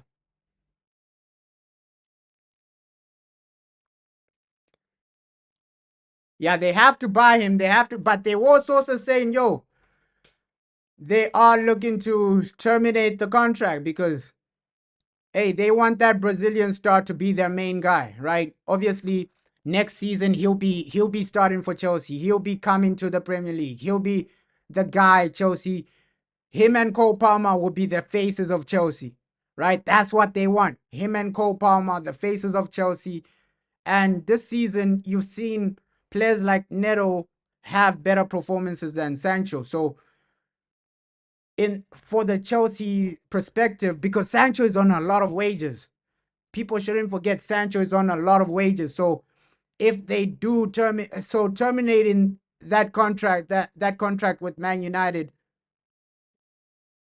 is the only way they can genuinely avoid paying all those wages for a player that they're not gonna be playing week in, week out. We saw what they did with João Felix. João Felix, he's already at what, AC Milan or something. They got rid of João Felix early.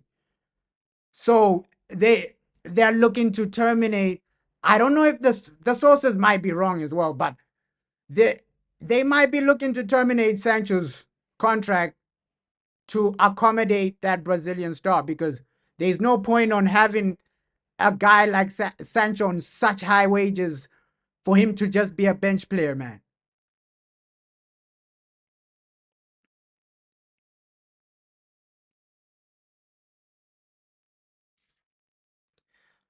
Yeah, Conference League. I don't know how Chelsea ended up in the Conference League though.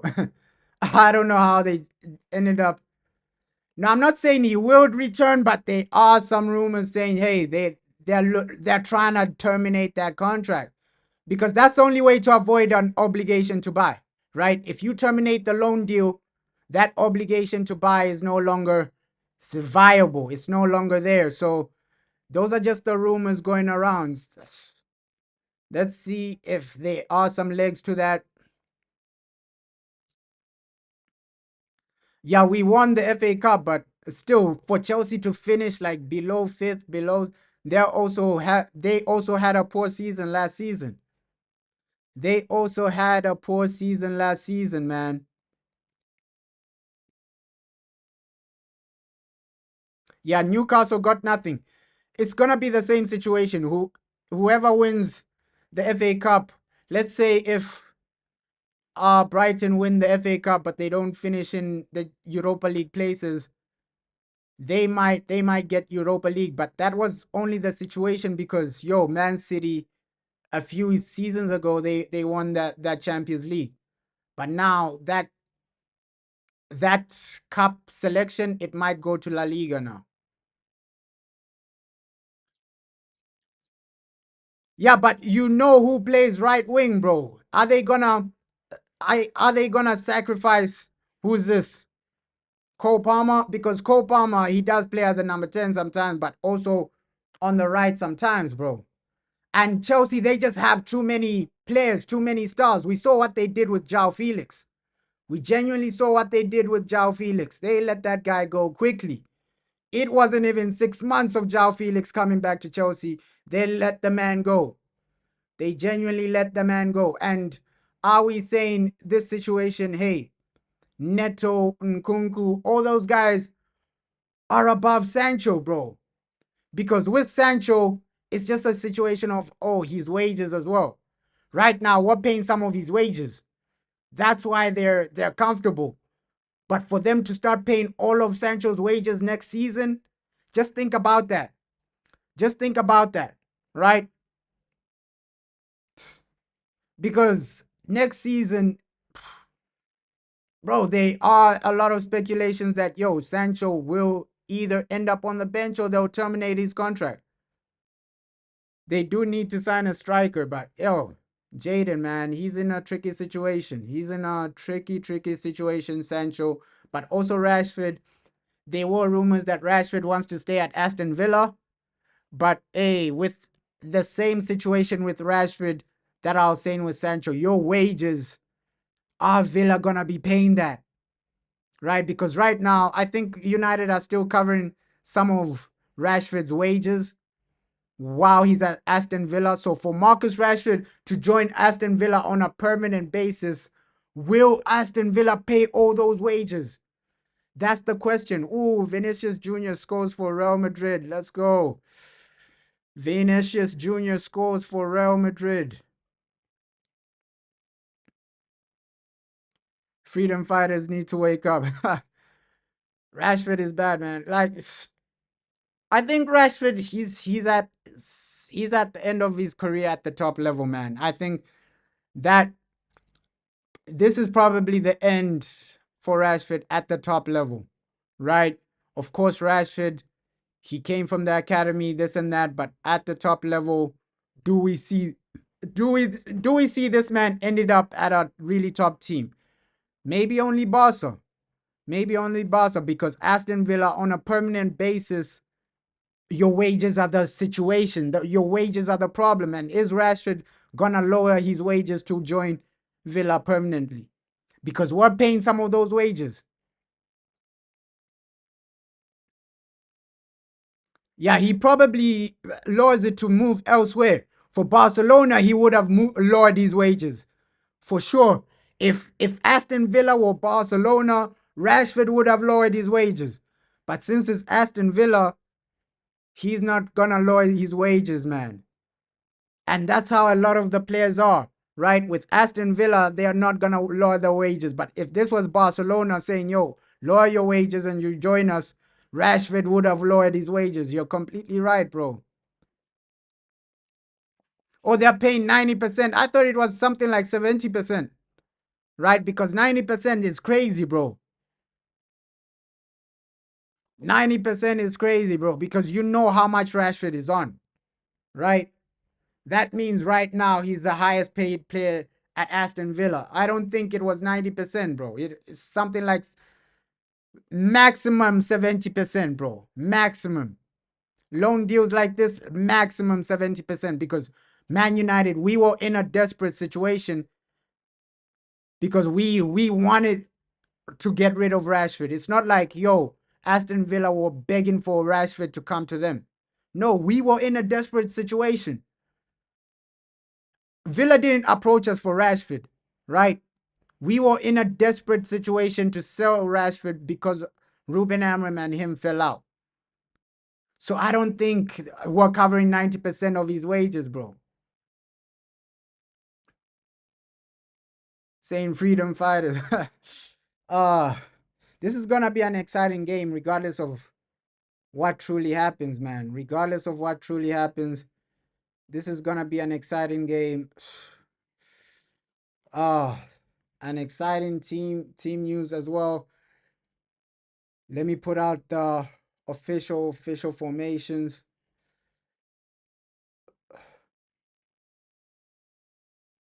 for both teams. Let me put out official formations for both teams. So we can see Arsenal, Trossard is starting, Declan Rice, Thomas Partey, Odegaard, Calafiori, Gabriel, Timber, Saliba,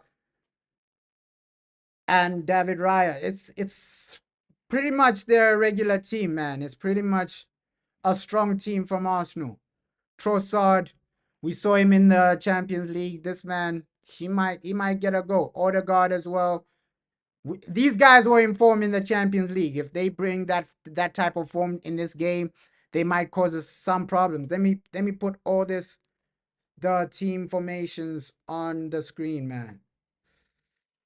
Cause we're approaching game time. We're approaching this massive exciting game, man. Pretty exciting times for Man United. Come on, come on. All I'm begging for is a win, right? If you can't win, at least a performance, at least a good performance. We still have like Europa. That's where you say, yo, if you don't get a win today, at least Europa. That's where you should be able to get something out of the situation. Europa League. Just try your best to get something. And this is the main formation for us. Your regular formation. Obviously, when we're defending, it's a back five because Mazraoui will drop back into the defense. Diego Dalot will drop back into the defense. And yeah, let's see. This Google formation is saying, yo, Christian Eriksen is going to play deep next to Casemiro, right? But usually it's Bruno that's playing in that double pivot. Garnacho, we know he's going to be the number 10. I think our attack will be interchanging, man. I think our attack will be interchanging. We might see a situation where Joshua Zerski does drop into the number 10, and then maybe somebody like Garnacho comes. It'll be interchanging a lot because we know, hey, with Rasmus wasn't the type of player that can also drop into number 10 positions and play that role and interchange with someone like Bruno, someone like Eriksen, someone like Garnacho. And I think our attack will be switching up a lot, man. Yeah, they are warming up right now, but I'm still like keeping an eye on the protests as well. The protests are the things that I'm just keeping an update on, right? These protests have been going on for some time now. Some time now. They started and Glazers out. That is the main message today, man. Glazers out. Just get these guys out. Try your best to get a performance as well, right? Fans can't be protesting like this just for a poor performance as well. So, and the protests, they're still going on. They are still going on, right? They might continue until maybe 5 minutes before the game. Those protests might continue until like 5 minutes before the game, for 10 minutes before the game. But yeah, let's see how it genuinely goes. Hey, happy that Mbappe got his goal, Vinicius Jr. got his goal. Looks like Real Madrid are winning in their game there. Real Madrid are winning in their game there. So, United, can you do your job, man? United, can you do your job?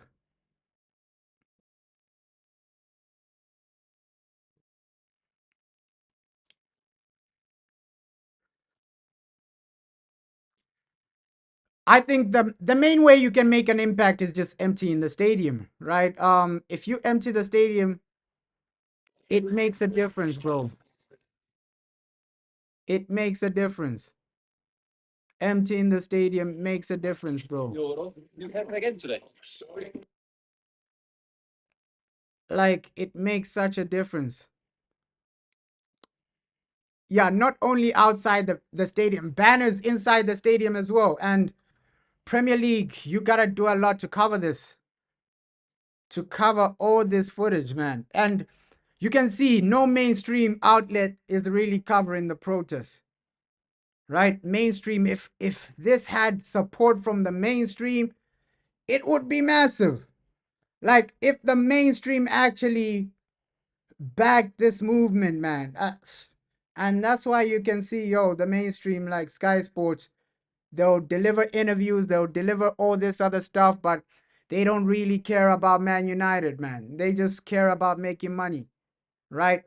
With Sky Sports, they'll put out a video, ooh, breaking news about the Glazers, this and that, but they don't really care, right? Because how many mainstream outlets will cover this protest? How many mainstream outlets will cover, hey, Glazers need to go, Glazers out? They won't really speak out about that. Gary Neville, where is he when you need him to say Glazers out?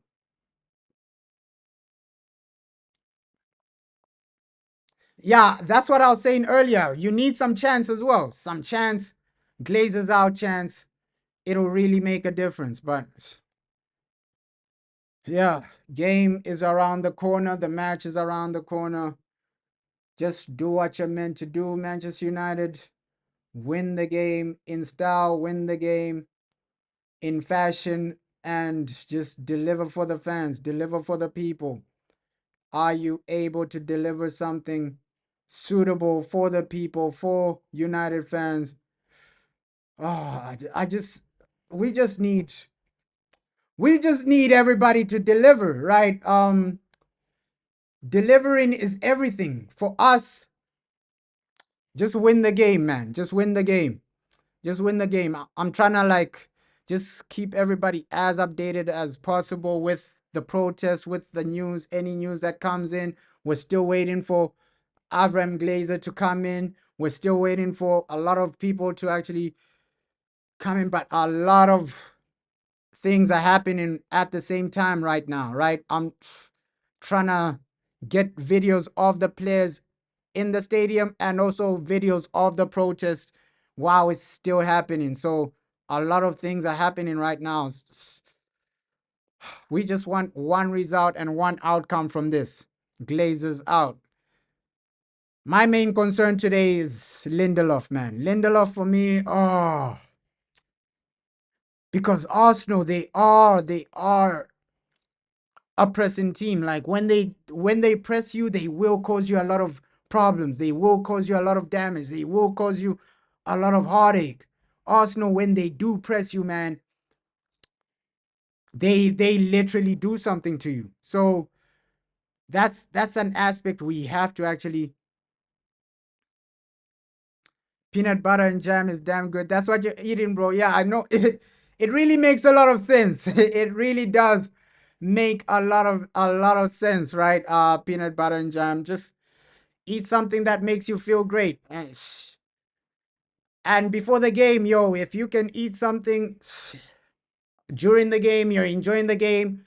Because this is gonna be an entertaining game regardless, right? So if you can get a meal in while you're enjoying the game, do that, bro. Like, hey, get a meal, enjoy the game. I think there will be goals. Both teams will get a goal, man. Just seeing our defense with Lindelof there. Onana might make a mistake. Obviously, no Patrick Dogu today. Diego Dalot is on that left wing back side. They still uncertainty for Manchester United. So this game is not done and dusted for us. This game is not done and dusted for us. There's still uncertainty, and yeah, we just need to get over the line in this one, man. Get over the line in this one. Come on, United, man. Oh, come on, United.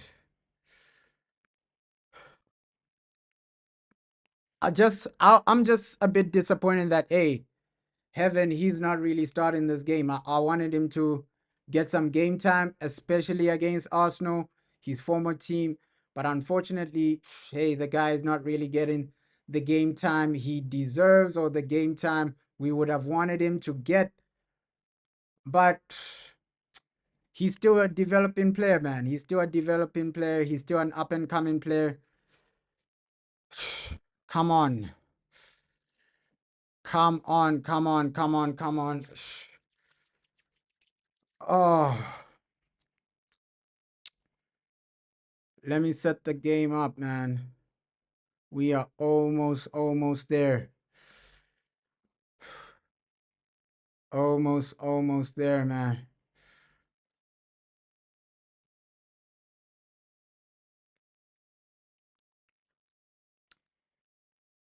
Oh, looks like Chelsea are gonna win this one. Looks like Chelsea are gonna genuinely win this game. Oof. Let me just get something.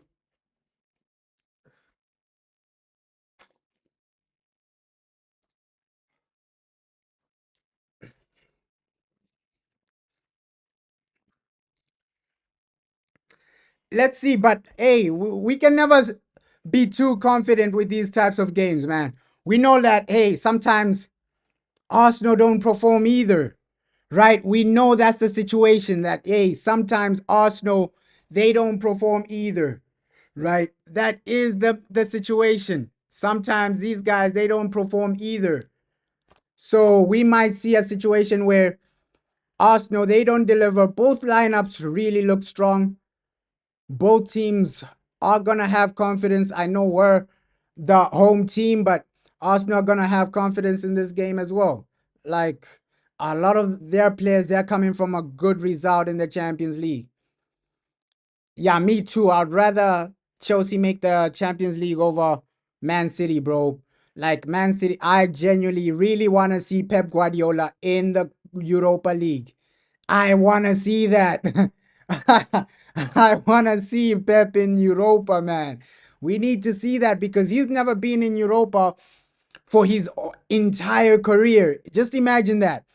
Pep Guardiola, his entire career, he's never been in Europa. And this is, okay, manager talking. Let's just hear what.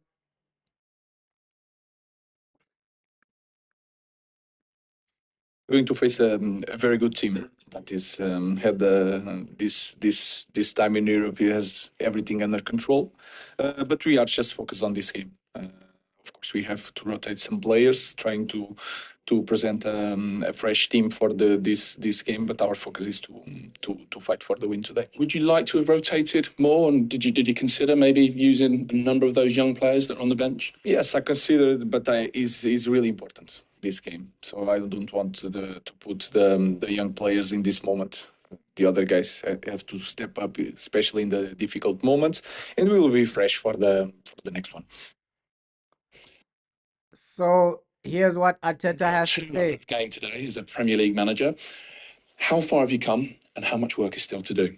As far as today, and today we have a big game, big opportunity in an incredible stadium to be ourselves and the right to win the game. So, what do you expect from Manchester United? It's the third time playing them this season. That gives you maybe a little bit more of an insight into their structure and the problems they might pose. They changed a little bit, but they've been quite consistent in the approach. Obviously, the profile of players changes everything in football. Doing what you want to do with different players is different dynamics. So let's see how this sets up, and very clear what we want to do. Hey, massive game, right? Both managers sound confident, but only one might get the win, right? It might be a draw. It might be a draw. We've seen Arsenal draw a lot of games this season. That might be the situation today. But hey, if we can just get something going, the only like mainstream journalist that's covering this protest is what? Simon Stone, man. And I have to give the man some credit, right? Simon Stone, he's the only mainstream journalist actually covering like this protest. The main like journalist from BBC, Simon Stone, he's the guy just covering this. But yo, yeah, that would be a dream, bro. Like Pep Guardiola in Europa. I think that's what most fans want to see. Like Pep in Europa. Ah, Next season would be amazing. Let's just hope Man City lose a few more games. We still have to play Man City in 1 month, right? Less than a month.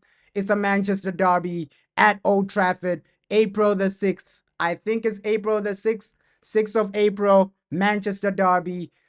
Let's hope we just win that one as well. And today, get a result. It's a good team right here. Even your bench is really good. Even everybody just there is really, really, really there. We might see Fletcher today from the bench. The manager did say, yo, he might see Fletcher today from the bench. That might be somebody that genuinely comes in and impacts from the bench. I like the banners. Yeah, I love the banners as well, man. This is your debt, not ours, because they came in and put us in 1 billion. Imagine 1 billion debt. Oh my God. The Glazers have done so much damage to this club. The Glazers have done so much damage to this club and to Manchester United.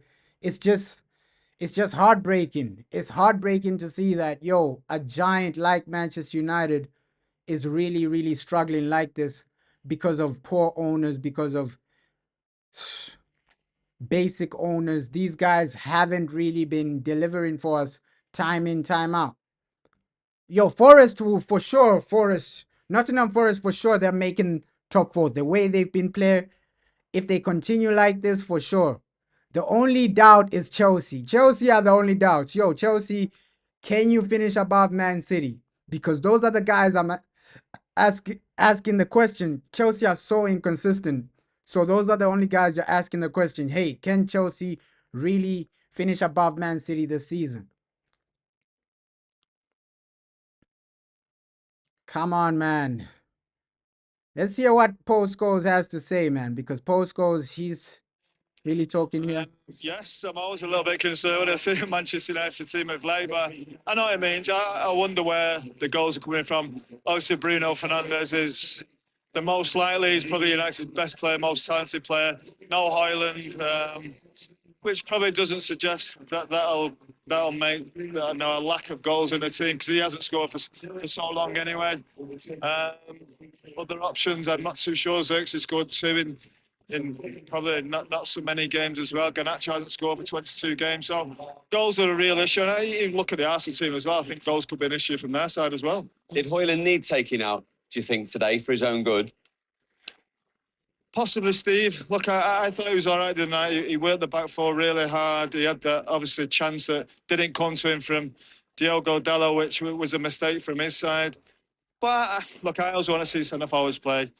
He can score goals. He is capable. Look, I know he hasn't done that for a long time. It might sound stupid saying that, but I think he is capable. We've seen Europa League games in the past. He can score goals. Now, at some point, it's got to happen for him. And you have to look at the lad. He's 19, 20 years of age. He's the only centre forward that Manchester United have got. So for him to have to burden that it's a lot of responsibility on young shoulders. Rosie, right here, I just wanted to ask you about the midfield of Casemiro and Eriksen.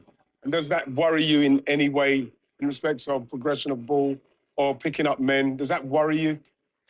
The legs obviously worry me in right to it with them too. I thought it was quite an easy game the other night for Casemiro and Fernandes. I actually think Fernandes will play there. I've just been watching the warm up, as you can see behind me, and it looked like Eriksen was the one who's going to play in that number 10 role. Now, I think Fernandes has been really good in that midfield role. It's almost as if you want him as a number 10 and the man behind him who could actually feed him. But he's going to be the one controlling playing there today. Look, it's going to be difficult because Partey, Declan Rice, great legs in there. Odegaard, they're going to have to think about as well because he's a top-class player who'll get in difficult areas for them too. So it's always an important part of the pitch, and this is going to be a difficult day for them.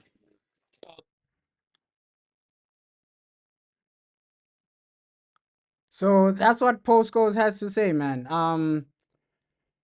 She's literally back in Hojlund to make a comeback, and she still had to. They're doing that on this minute. They've obviously got good players and players who are capable of playing good football. Eriksen coming into the team can obviously play. Bruno Fernandes can clearly play. And Casemiro's got great experience, but we know how good Arsenal can be on the ball. they can pick teams apart and better teams than this Manchester United team. But back to your question, they'll have to sit in, not Owen. They'll have to defend. They'll have to try and find or try and create chances somehow and try and nick a goal. Because, like I said, I don't think they're a team that can keep possession. I don't think they can dominate Arsenal today. I think it'd be the other way around and just try and hit them on the counter attack. And the way United's season's going, we've seen in one-off games what they can do. Would you put it past them to suddenly somehow beat Arsenal in this game? No, you wouldn't. I think I'd fancy him a little bit more if there was away from home, Steve. But these big games, for some reason, they do step up away at Manchester City as well. Away at Liverpool, they got a point where you least expected it. So, but you don't know. You have to have hope. I think Arsenal are clear favourites, and rightly so. They're a better team. They're higher in the league. And Manchester United have been struggling. But you just never know with this Manchester United team what team you're going to get. And what do they have to do particularly well if they are going to get some sort of result here today? They have to stop Arsenal, of course. I think in that midfield area, as Ian said, Odegaard is a big player for him. I love watching him play. He links the full team together, and he's going to be in tricky little areas, especially with Casemiro and Bruno. He wasn't quite used to that role, I suppose, in a defensive side of it. Casemiro obviously will be, but they got to decide what to do with Odegaard, because Odegaard will create a lot of things. A lot of things will go through him, and there's other players to worry about as well. So Marino going as a centre forward is in his real position, but he is capable of scoring goals as we've seen. Yeah, and I know you were in Sociedad on Thursday, and everyone's pointing to the importance of this coming Thursday in terms of the season. But A, this is still United Arsenal, and B, what a fillip it would be ahead of Thursday to get a result here today. Yes, it would. It give United a great boost for that Thursday game. Of course, it would. Now, look, regardless of league position, this is still a massive game. You can see all the people there today still on this touchline. So you get the feeling of a big game. Arsenal, Manchester United will always be. It's clearly not as big as it has been because of league position. But once this game starts, once a couple of tackles start flying in, hopefully in them first 10, 15 minutes, this crowd will get their juices flowing, and hopefully the Manchester United players will realise what this is all about. Yeah, because the support's been unwavering, hasn't it, considering what they've had to witness in recent months? The support's been amazing, Steve, and it always has been. You think of the times when Erik ten Hag was struggling towards them, they still backed him, they still clapped him, they'll still cheer these players off the pitch. They've never really showing a begrudgment towards his team or the manager. I don't think they'll do that. They've been right behind them, and these players, they need these fans today. They need this crowd. They need a big atmosphere. You can just sense it getting going now, but they've got to give them something. They've got to give them a shot on goal. They've got to give them a really hard tackle in the first 10 minutes, really liven them up, and then they'll be right behind them. So you can hear what Postco's had to say, man. He thinks Arsenal are the favorites here. He thinks, Man United will be countering, will be the team on the counterattack. And you're saying, bro, why are they acting like he's a teenager? Yes. I think a lot of people don't really know that Hojlund is 22 years old. I think some people think he's 19, some people think he's 20, but he is 22 years old. But he does lack experience. That's one thing I have to agree with Paul Scholes. He was saying, no, the guy lacks experience. And that's why I'm saying, hey, Hojlund, the best situation might just be a loan move. A loan move in the championship where you can gain some experience, because we see a lot of games where the lack of experience actually affects you. But hey, Paul Scholes, he's putting Arsenal as the favorites. He's saying, nah, we will be counter attacking. And for me, the only reason I'm a bit confident with this team, with this game, because we've already beaten Arsenal before, right? There was a situation, FA Cup, we knocked them out of the FA Cup. I think this game might be just a draw or a 2-1. I don't know why I'm saying, Man United can win this. I have slight hope that we can win this, man. Yeah, what about that's what I'm saying, he lacks experience, bro. He lacks experience. But I have a bit of confidence for this game, man. I don't know why. I just have that feeling that we can get over the line. I know people like Postco's, they're saying no, Arsenal are the favorites. Ian Wright, he's saying no, Arsenal will win. Everybody's seeing Arsenal winning today at Old Trafford. But for me, I just have that feeling, right? Big games, these guys turn up. If this was a small game against something like Brighton, I would have been saying, yeah, I'm not really too confident. But big games, we've seen this team with big games. Against Man City, Manchester Derby, they turned up. Liverpool, they turned up. Arsenal in the FA Cup, they turned up. So this team, it genuinely only turns up against big teams. I don't know what the mindset is from this team, but it's only big teams we actually turn up in. And I just have that feeling it's going to be a 2-1. Maybe a Victor Lindelof mistake, Arsenal score, but then we get 2 goals. Maybe Bruno, and then a delayed header from a corner. I genuinely see us getting something from this game, either a win or a draw, right? Because you are at home, Old Trafford. So Jim is there as well. So there's a lot going on. I just have that feeling that we can do it. We can get over the line. Manchester United are the best team in the world.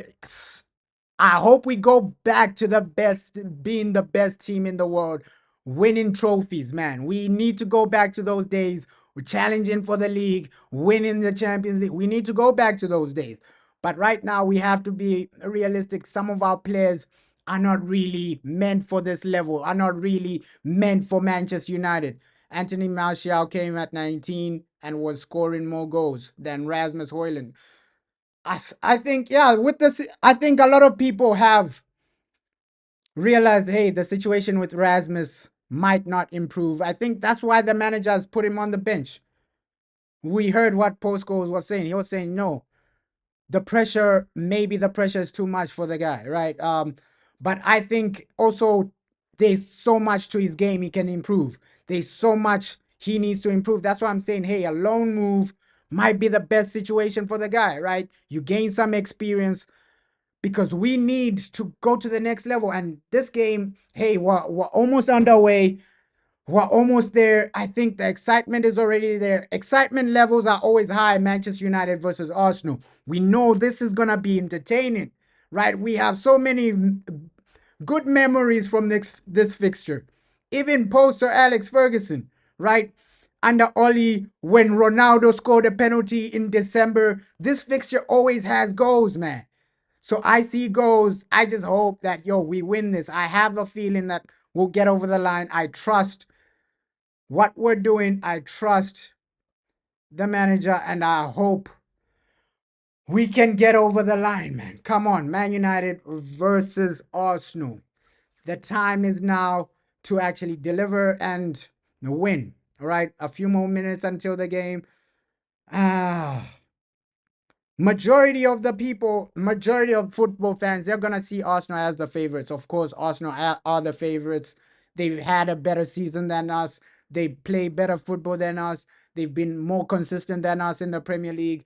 They're coming out of a 7-1 win in the Champions League. These guys are full of confidence. These guys are full of energy. These guys are full of so much belief and hope, right? You're going into a Manchester United team without confidence, without anything to actually hope for. This season is basically done for us. All we have is Europa. So yeah, if we can get a result over Arsenal, I think that'll be amazing. And then in a month time, you go to Manchester City come to Old Trafford, you stop them from getting top 4. That'll be amazing, man. Just beat some of your rivals, right? Arsenal, beat them. Next month, Manchester City, beat them. Get as much points as you can in the Premier League. I think that should be the mindset from now until the end of the season. Obviously, top 8 is gone for Man United. We're not getting top 8, right? Top 8 in the Premier League, it's gone. But you can still finish 10th. You can still finish 9th, right? And it's embarrassing for me to say that, right? That top 9 is our our goal.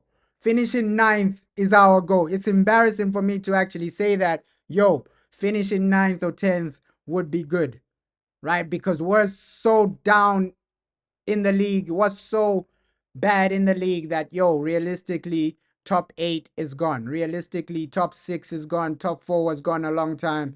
So it's sad for me to say, top 9, top 10 is the best we can do.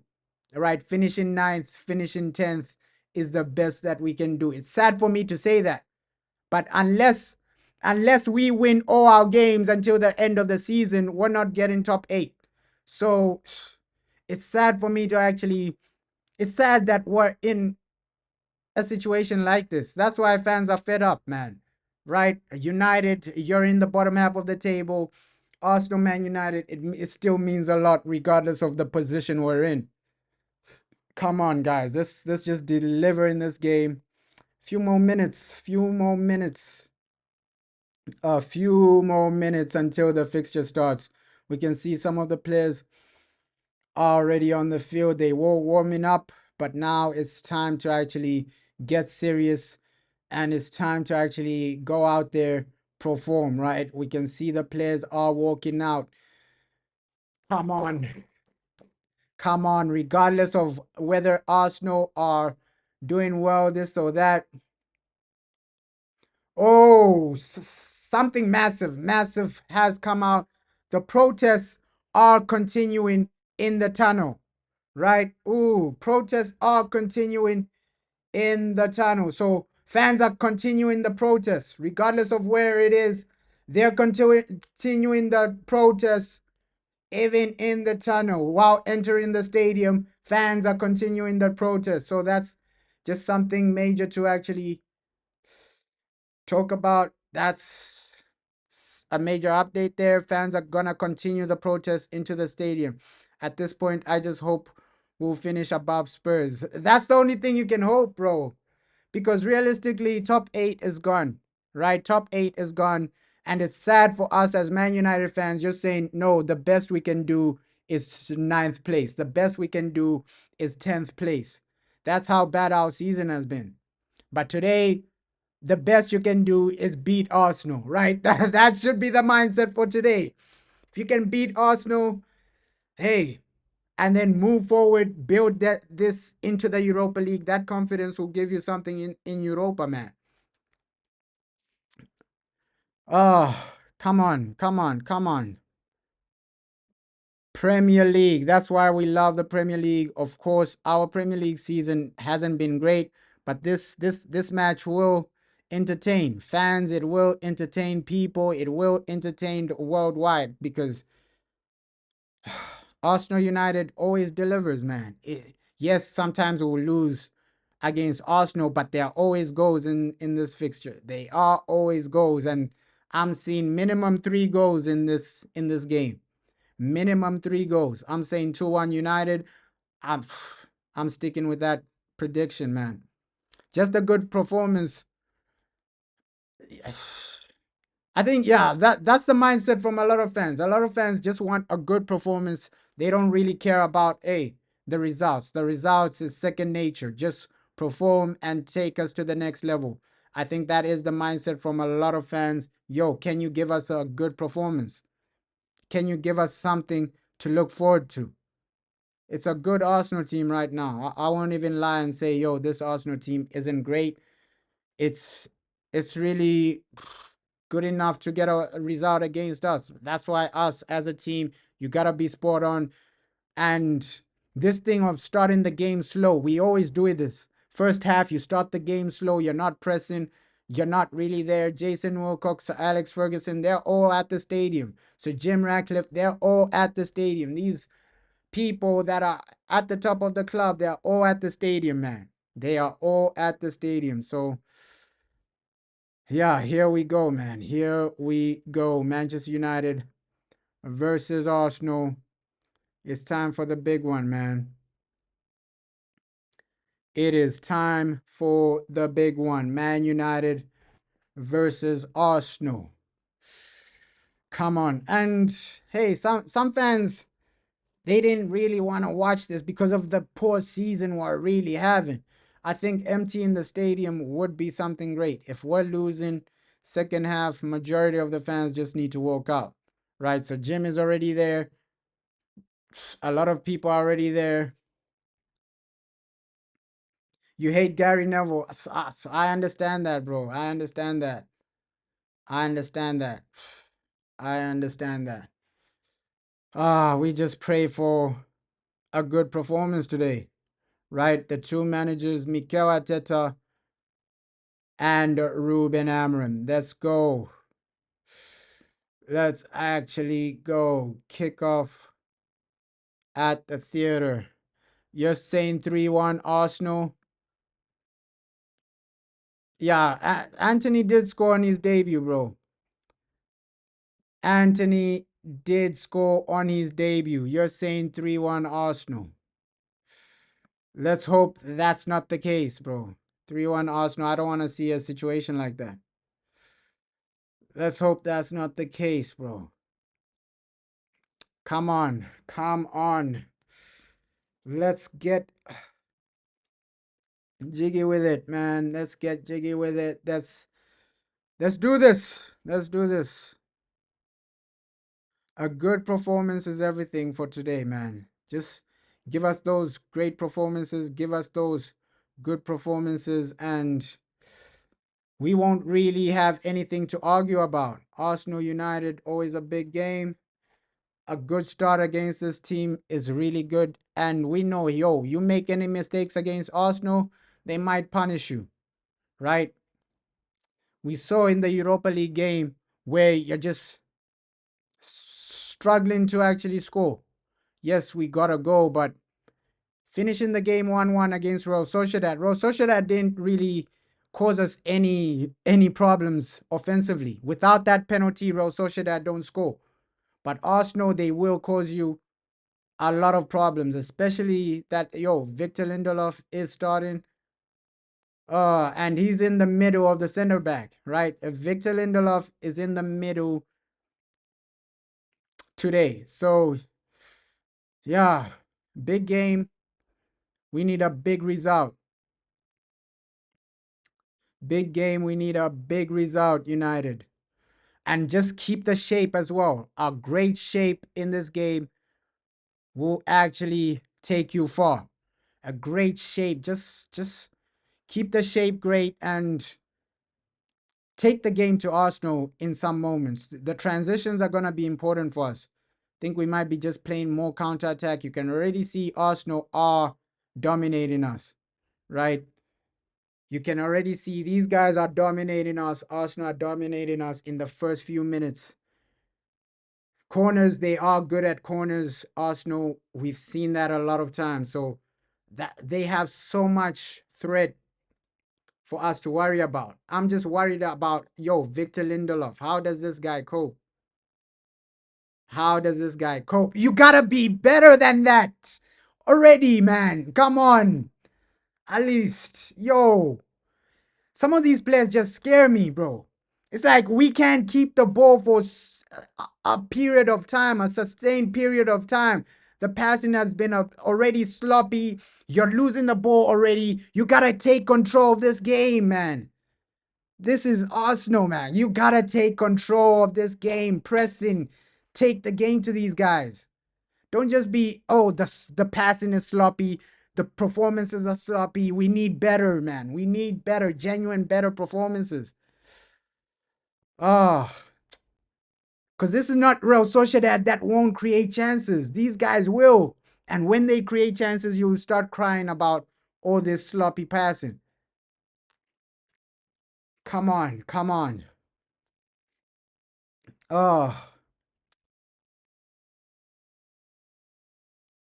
Ooh, and Onana, you need to keep it simple. Oh, that's the thing with Andre Onana. This guy gives you a heart attack in a lot of games. Oh my God. We've started so badly right now. It's not the best start.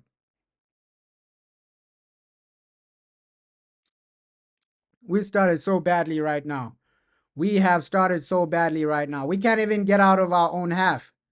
Right? That's the situation we're in right now. Oh my God. United, don't do this to me. Do not do this. The moment we get the ball out of our own half, we lose it. Oh,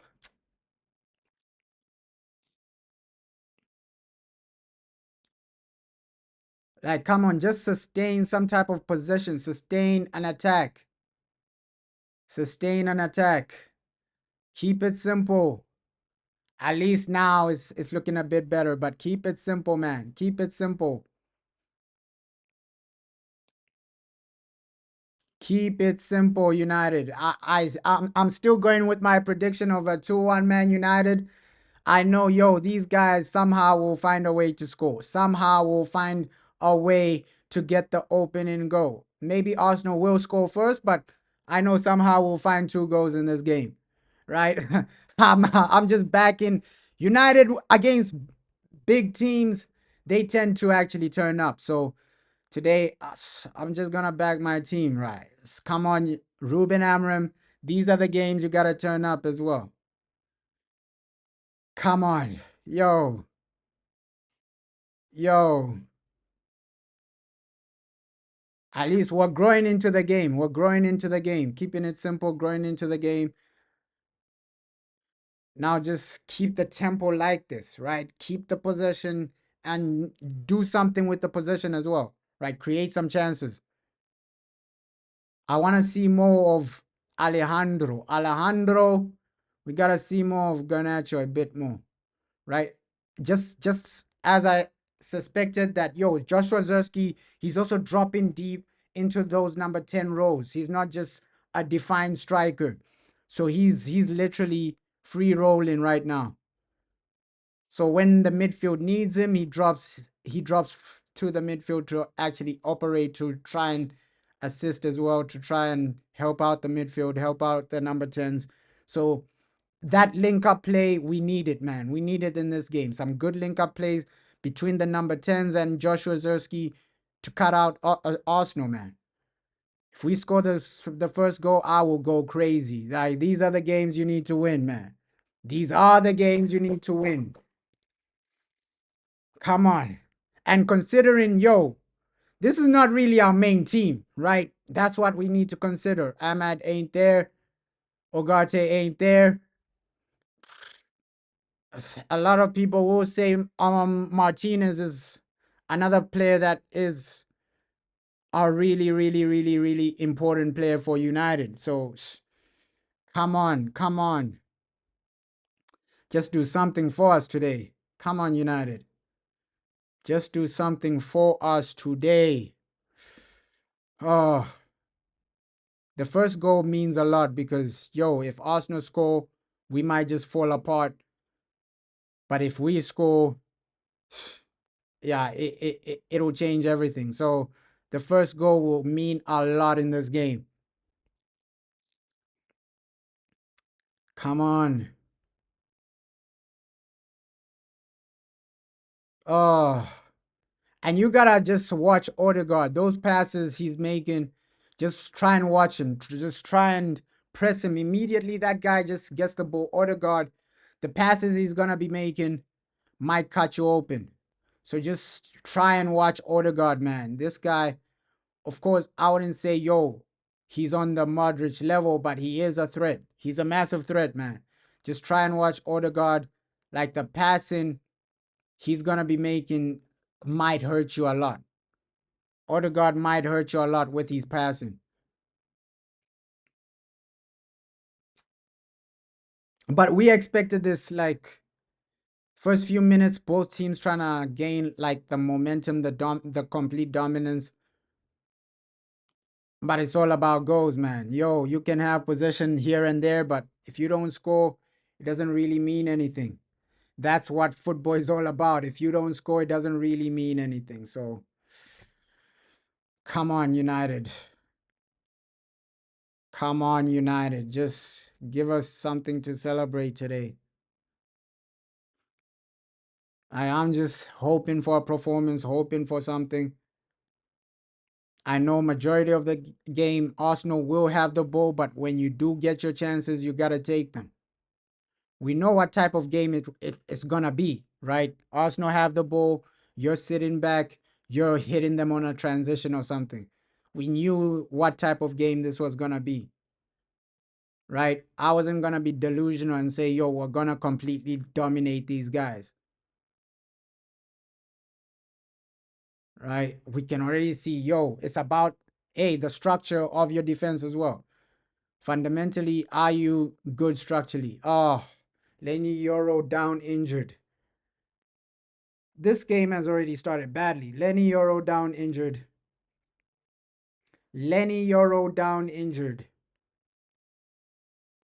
Oh. Oh. Come on. But I think Kevin can try and do something. Think he'll be okay, Lenny. Think he'll be okay, Lenny. Arteta as well, man.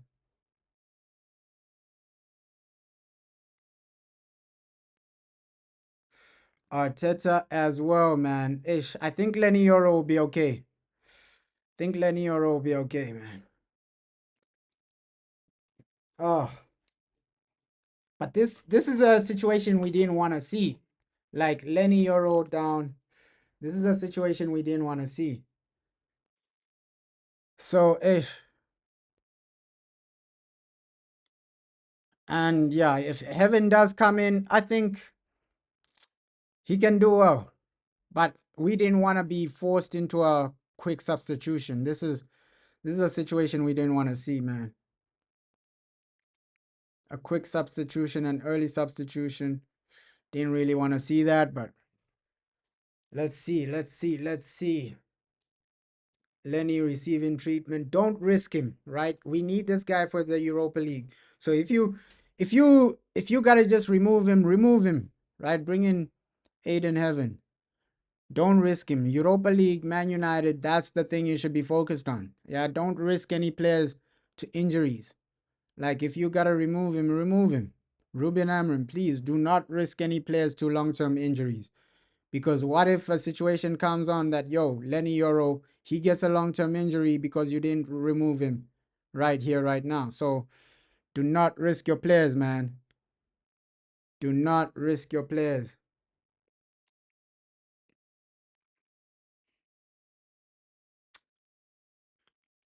But the way we're playing right now, I wouldn't be shocked. I wouldn't be shocked if Arsenal get like the first goal, right? We're just sitting back, trying to hit them on a transition, trying to hit them on a counter. Oh, it's a bit depressing, right? Because yo, you're the home team. You should be taking the game to these guys. But I know the situation we're in, but I know the situation we're in. I know the players we are in. So you can't expect fancy football with average players. You gotta be realistic sometimes. Like, yo, you can't expect insane football with guys that can't really make basic passes. Sometimes you're failing to make a basic pass. Sometimes you're failing just to control the ball. Your first touch isn't on point sometimes. So you gotta know the types of players you have, right? So based on the players we have, transitional football is the best thing we can do.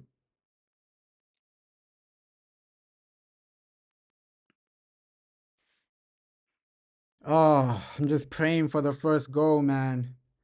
Praying for that first goal. Do not allow these guys to get anything. Like Arsenal, I cannot have a situation where these guys win the game. Like, come on, Man City, Arsenal, you gotta be beating those two.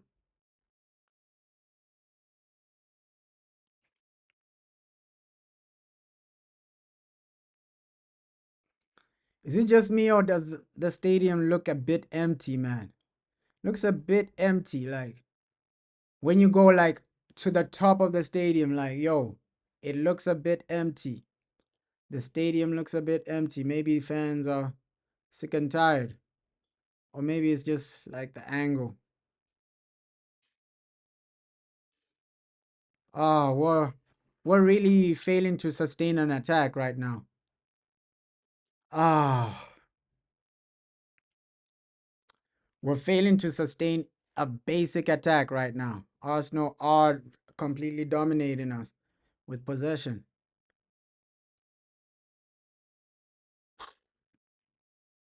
Come on.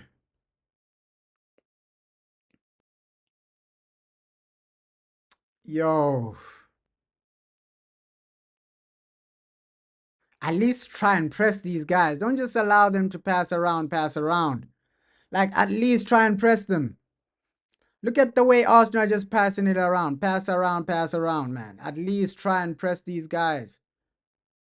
Like, somebody win the ball. Like, they're just passing it around.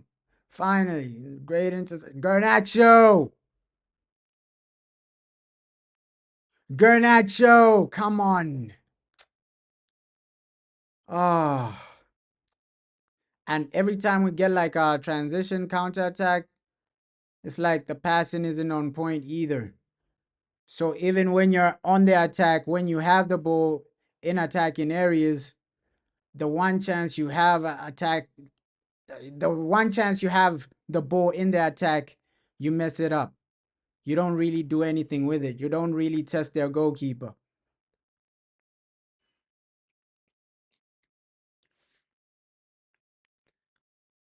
Oh, I'm just praying right now, man. I'm just praying that we do find a solution right now.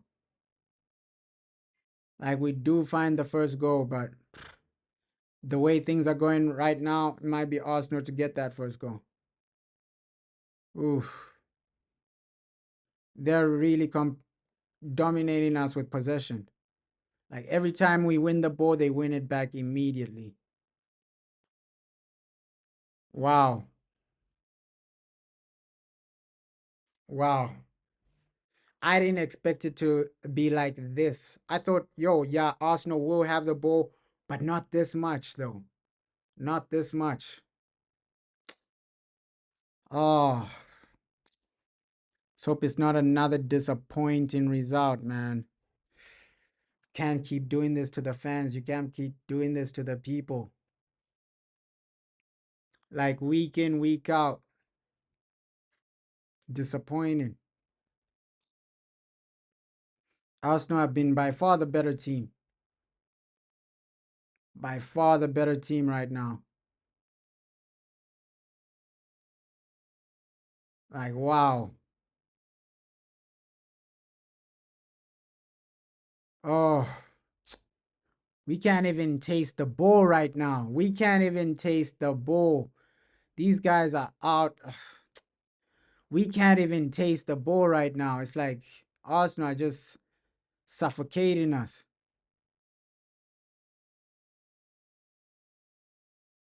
Oh my God. This is like, yo, Man City versus Burnley or something. We're not even touching the ball.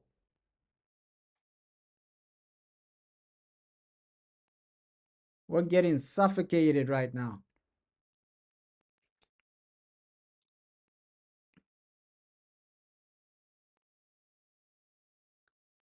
Come on.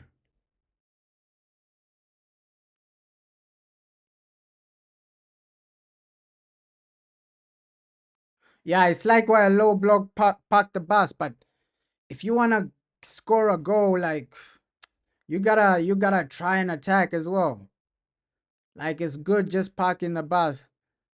It it might be a situation where the manager just said, "Yo, let's go out there, get a draw, get a 0-0 or something," because that's how we're playing.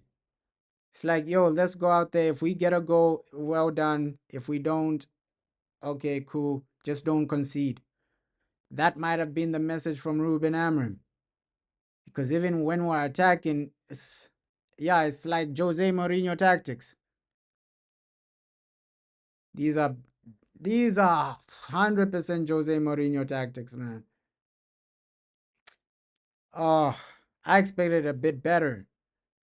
Because with Ruben, he was touted as an attacking manager, a manager that takes the game to other people.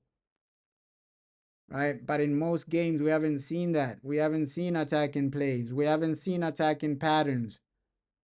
With Man City, you can see how they attack. Like, it's organized, attacking patterns, attacking plays. Ooh, the fullback cuts it back for a goal. There's things like that. With United, we haven't really seen those attacking patterns that people are saying, yo, Ruben Amorim has insane attacking patterns, insane attacking tactics. We haven't seen that at Manchester United. Probably, bro. Probably lack of Patrick Dogu. And that's why that was really going to affect us as well, man.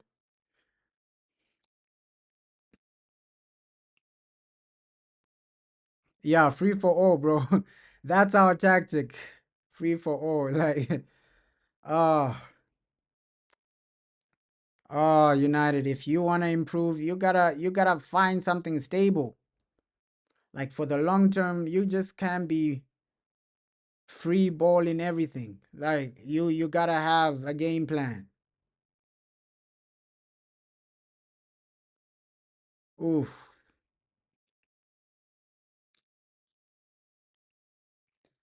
Yeah, and without Patrick Dogu, ish, we're really feeling some type of effect, and because he does make a difference when we're attacking Patrick Dogu. I won't lie and say he doesn't. He makes a difference. Like he overlaps, he crosses the ball. With Diego Dalot, will you see him cross the ball? Probably not. He barely does that. Oh, he barely does that.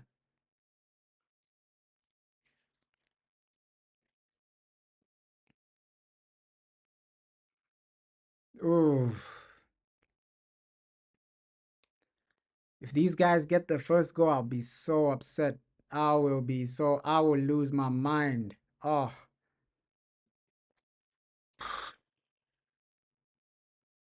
not an encouraging first 22, 21 minutes, man, from United. The first few minutes from United hasn't been really encouraging. Failing to keep the ball, failing to sustain an attack. Arsenal have been dominating. At least Arsenal are not really getting clear-cut chances, but if you keep playing like this, these guys will start getting ridiculous amounts of opportunities.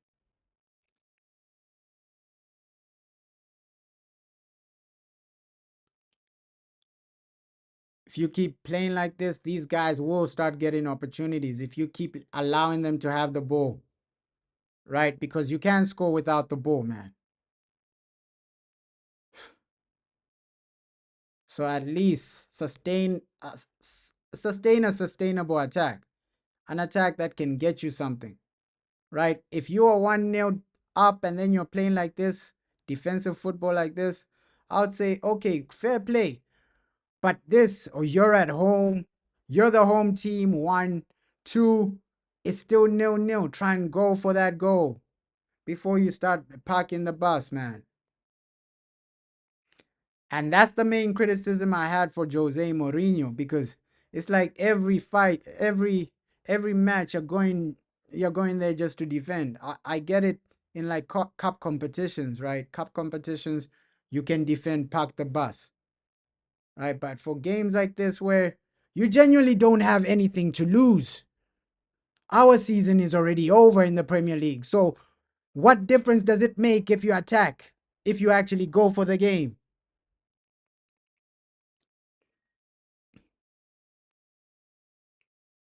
Yeah, they're already winning 2-0, bro. That's what I'm saying. Like, if you're winning at least 1-0 up or 2-0 up, you can park the bus like this. It's not like we're defending something. Oh no, United is a must win. No, go for the game. Go for the game. Entertain the fans. Don't just park the bus.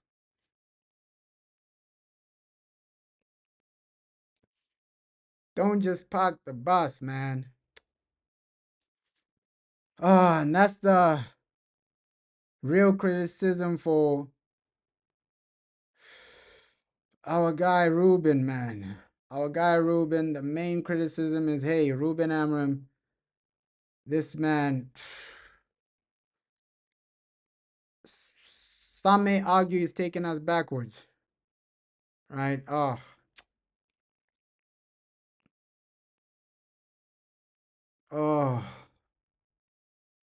at least we're finally seeing the ball in attacking areas for Manchester United. Can we maintain this? I hope so. Can we maintain this? We're finally seeing the ball in attacking areas. Can we maintain this and get something? Get a shot on goal. right? Test their goalkeeper. Oh,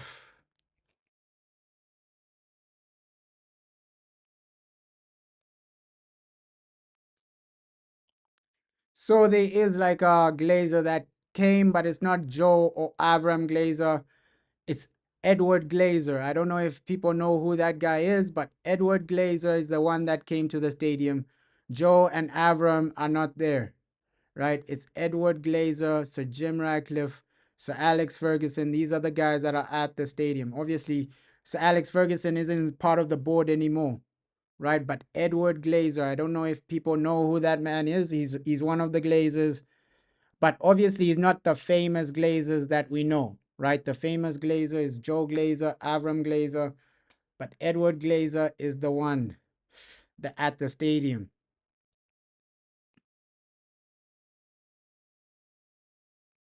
Uh, I don't know. Sometimes Diego Dallo, sometimes you never know what what he's thinking, bro. You can never know what Diego Dallo is really thinking, or you can never know what to expect from Diego Dallo, man. Like Diego, man, with me, anything is expected, right? Anything is expected. Like with Diego, anything is expected. And you saw, yo, Omar Barada, he doesn't really look happy with the football we're playing. He doesn't really look happy with the type of football we're playing.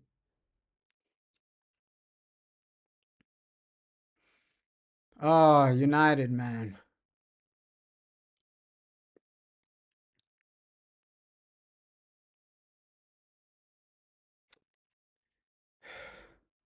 Sad way to actually fall off as Man United, man. The Glazers, what they've done is criminal. Oh my God, Arsenal, Arsenal, Arsenal. Good defending, good defending, good defending, man. Oh, if we get a draw, I'll be okay with that, man. The only thing I'm putting my real energy into is Europa, man, because Premier League, it has just destroyed me. Like it has destroyed my confidence. It has destroyed my motivation. The Premier League, our Premier League this season, has destroyed me, man. It has genuinely destroyed me. Like Europa is the only thing giving me some type of hope. The only hope is in Europa.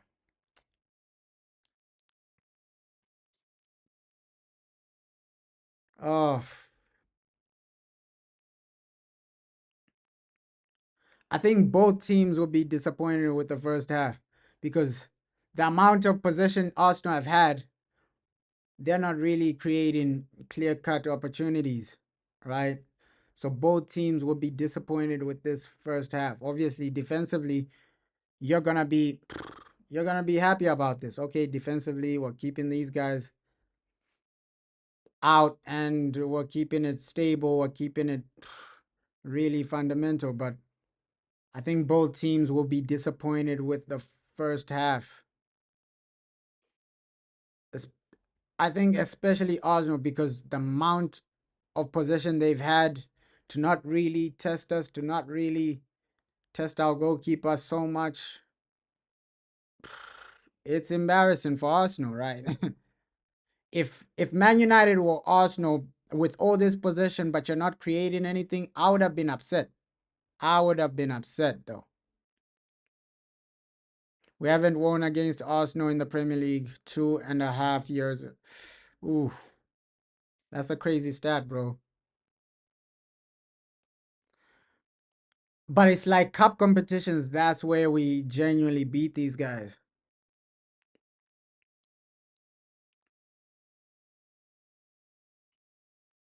Oh, it's a bit depressing that we're failing to keep the ball. A bit depressing that we're failing to keep the ball. Arsenal are dominating the possession. Oh, and that's what I said. Keep an eye on this guy, Odegaard, because he's passing will break you open. Odegaard, this guy, keep an eye on this guy.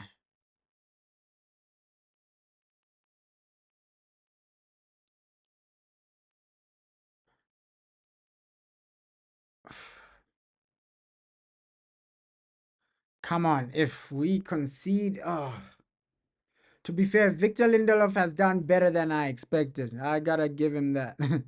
He's done better than I expected. I thought by now Victor Lindelof would have made a mistake. He would have led us to conceding a goal. But he's done better than I expected, Victor Lindelof. And with a back three, usually you should be comfortable, man. You have other people genuinely supporting you. Like, yeah, back three is a bit more comfortable for defenders.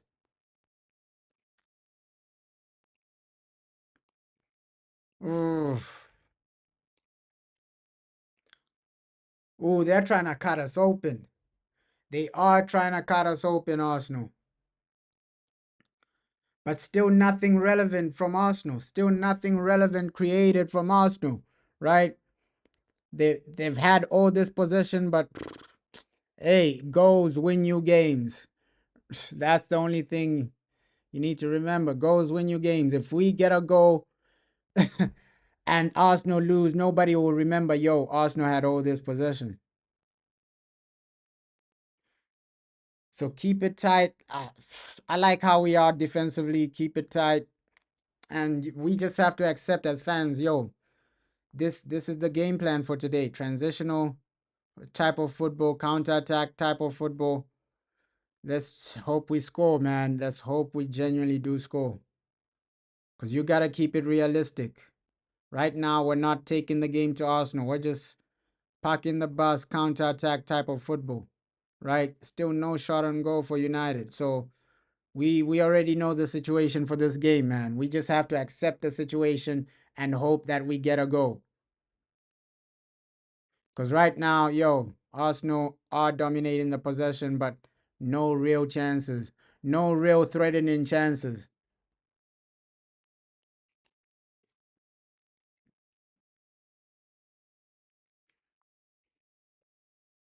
Oof.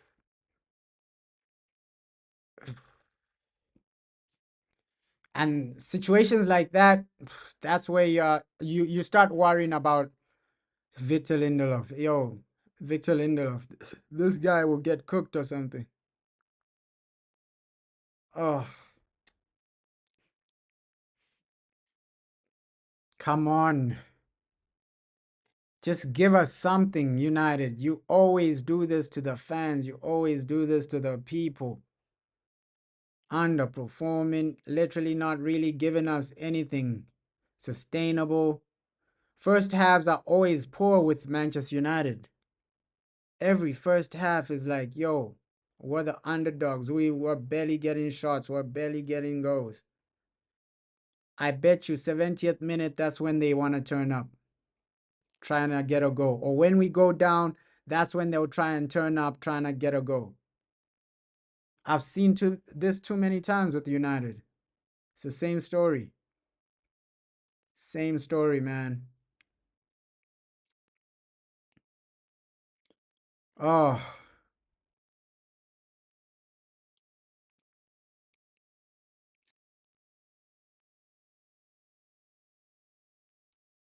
come on. Sustain an attack.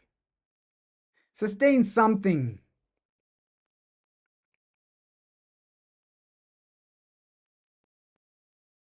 Oh, nice. Oh, and then the pass. Final third is, oh, the final third passing is below par, man. Like, you do well to get that far, but then the final ball is really poor. Extremely poor. Oh, United. That's been the situation for some time now. Oh my God. Watch this guy, Odegaard. Watch this guy, Odegaard, man. He's gonna cut you open.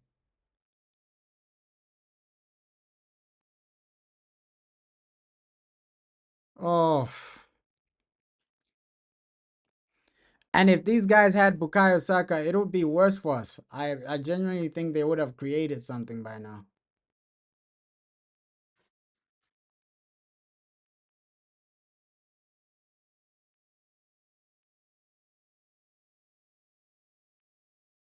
Oh my God.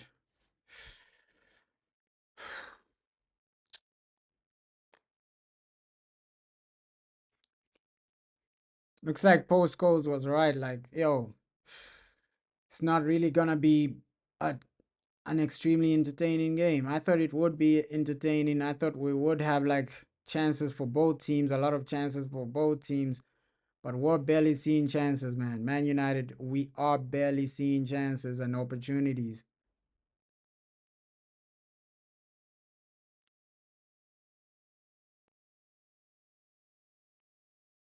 Come on. And also watch the runners, right? Watch the runners. Oh, another problem with Lenny Euro. Just take him out, man. Just take him out. Like Lenny Euro, just take him out. You can see the niggle.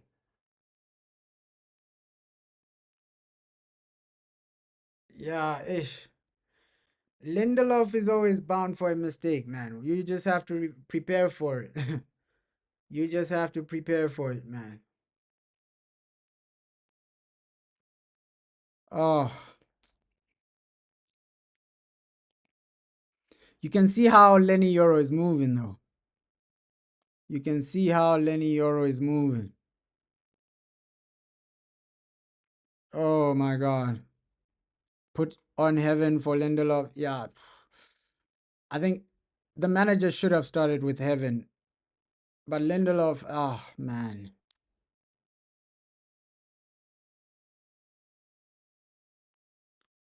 we're so negative in this game. This is negative football at the highest. Oh, yeah, you can see how, yo, Lenny Euro is moving, man. He's still limping a bit. So the manager keeping him on, you might just sustain a longer, long-term injury. He's not even moving comfortably. You can see Lenny Euro is struggling right now. Something is paining. Something is paining. You can see. He's not really running the way he usually runs.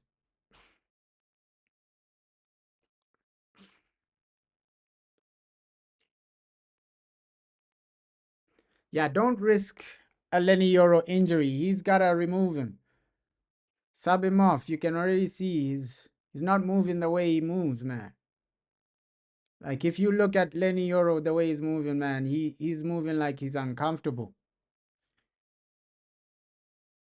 Like don't risk the guy. Don't risk the guy, man. You still have Europa, you still have something. All right? It's better you put on heaven now and just at least Lenny Euro. We don't want to be in a situation where Lenny Euro is out for 6 months as well. Like we already lost Maguire, we already lost Martinez. You can lose Lenny Euro as well. Oh, this is such negative football, man. Such negative football. Like, wow. We have been so negative in this game. The only positive about this game is that Arsenal not really creating anything substantial. Like the chances they're creating are basic. That's the only positive of this game so far. That it's still 0-0.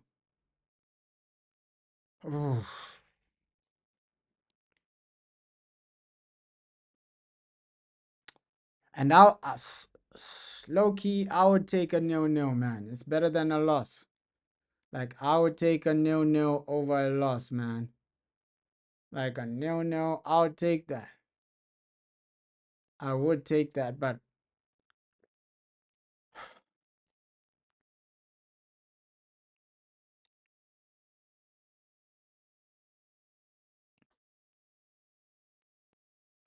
Yeah, if Lenny does get a long-term injury, it's on the manager, man. You can see that your players are uncomfortable, but you keep playing him through an injury or through some pain. Like that's on the manager. You as the manager, you have to see, yo, one of my players isn't really moving comfortably right now. Yeah, so I gotta take him off. That should be common sense for Ruben Amorim. Yo, Lenny Yoro, he's limping a bit. Let me take him off right now. Let's not risk anything. Oh,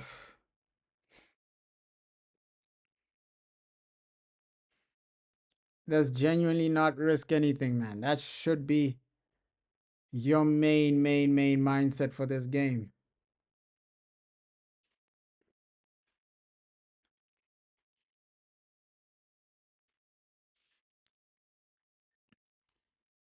Oh,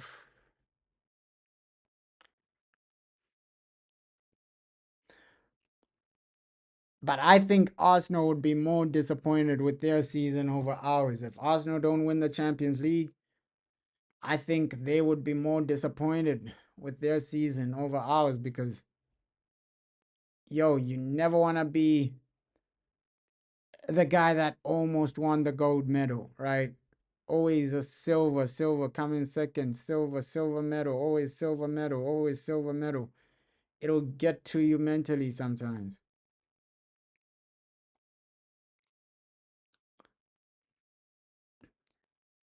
And I think that's why Jurgen Klopp retired as well, man. Like that's an aspect to why Jurgen Klopp retired as well because always finishing behind Pep, that can hit you mentally, man. That can hit you mentally.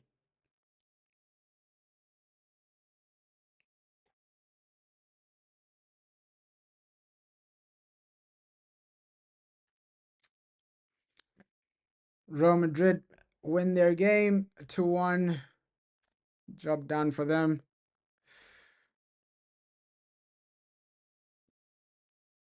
Ooh, this is negative football. I can't even remember the last time we had a shot on goal. Oh wow. Ruben, second half, this needs to get better, man. Like I can't even think of the last time we had a shot on goal. That's how bad we've been in the first half. Like the only positive is that Arsenal are not creating anything. Wow, we're barely seeing their box. We're barely seeing their box. Our players are barely seeing their box, man. Oh my god. Oh my god. This is such negative football, man. Oh my god, Ruben. Ruben, don't do this to the fans.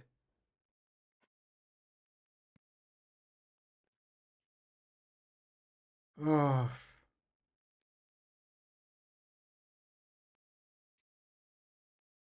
come on, United. Just give us something, something to celebrate, something to be happy about, something to look forward to. Like that's all we're begging for right now. Like that's all we are begging for, something to look forward to. Like if you can help us celebrate a situation or go, think a lot of fans will be happy with that. Yeah, the game does look hopeless, bro. The game does look a lot hopeless. And this is what the manager just said. Yo, he was saying, well, we're improving in possession, but we don't see that, Ruben. We do not see that. We're improving possession wise. We don't see that. We don't see that. That's what the manager said. No, we're improving possession wise, this and that, that and this, but oh, we've been so negative the whole half. The whole half of football. Arsenal's goalkeeper is just relaxing, man. Relaxing. He's on a vacation right now. Right? We're failing to even get into their own half. Let's hope they do sub off Euro, man. You don't risk an injury with that guy. Do not risk an injury with Lenny Euro. Like, he is so vital to the team, especially for Europa.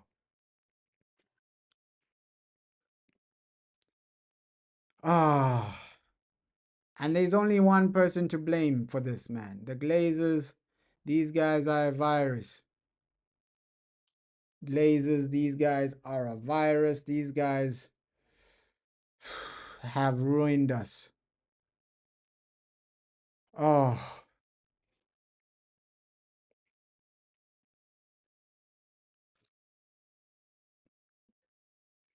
so Hojlund and Chido Obi are both warming up. Oh, but this game is almost over. First half wasn't the best half. I think, yeah, for United point of view, chance creation wasn't there. Even when you're attacking final third, the passing isn't there. Oh,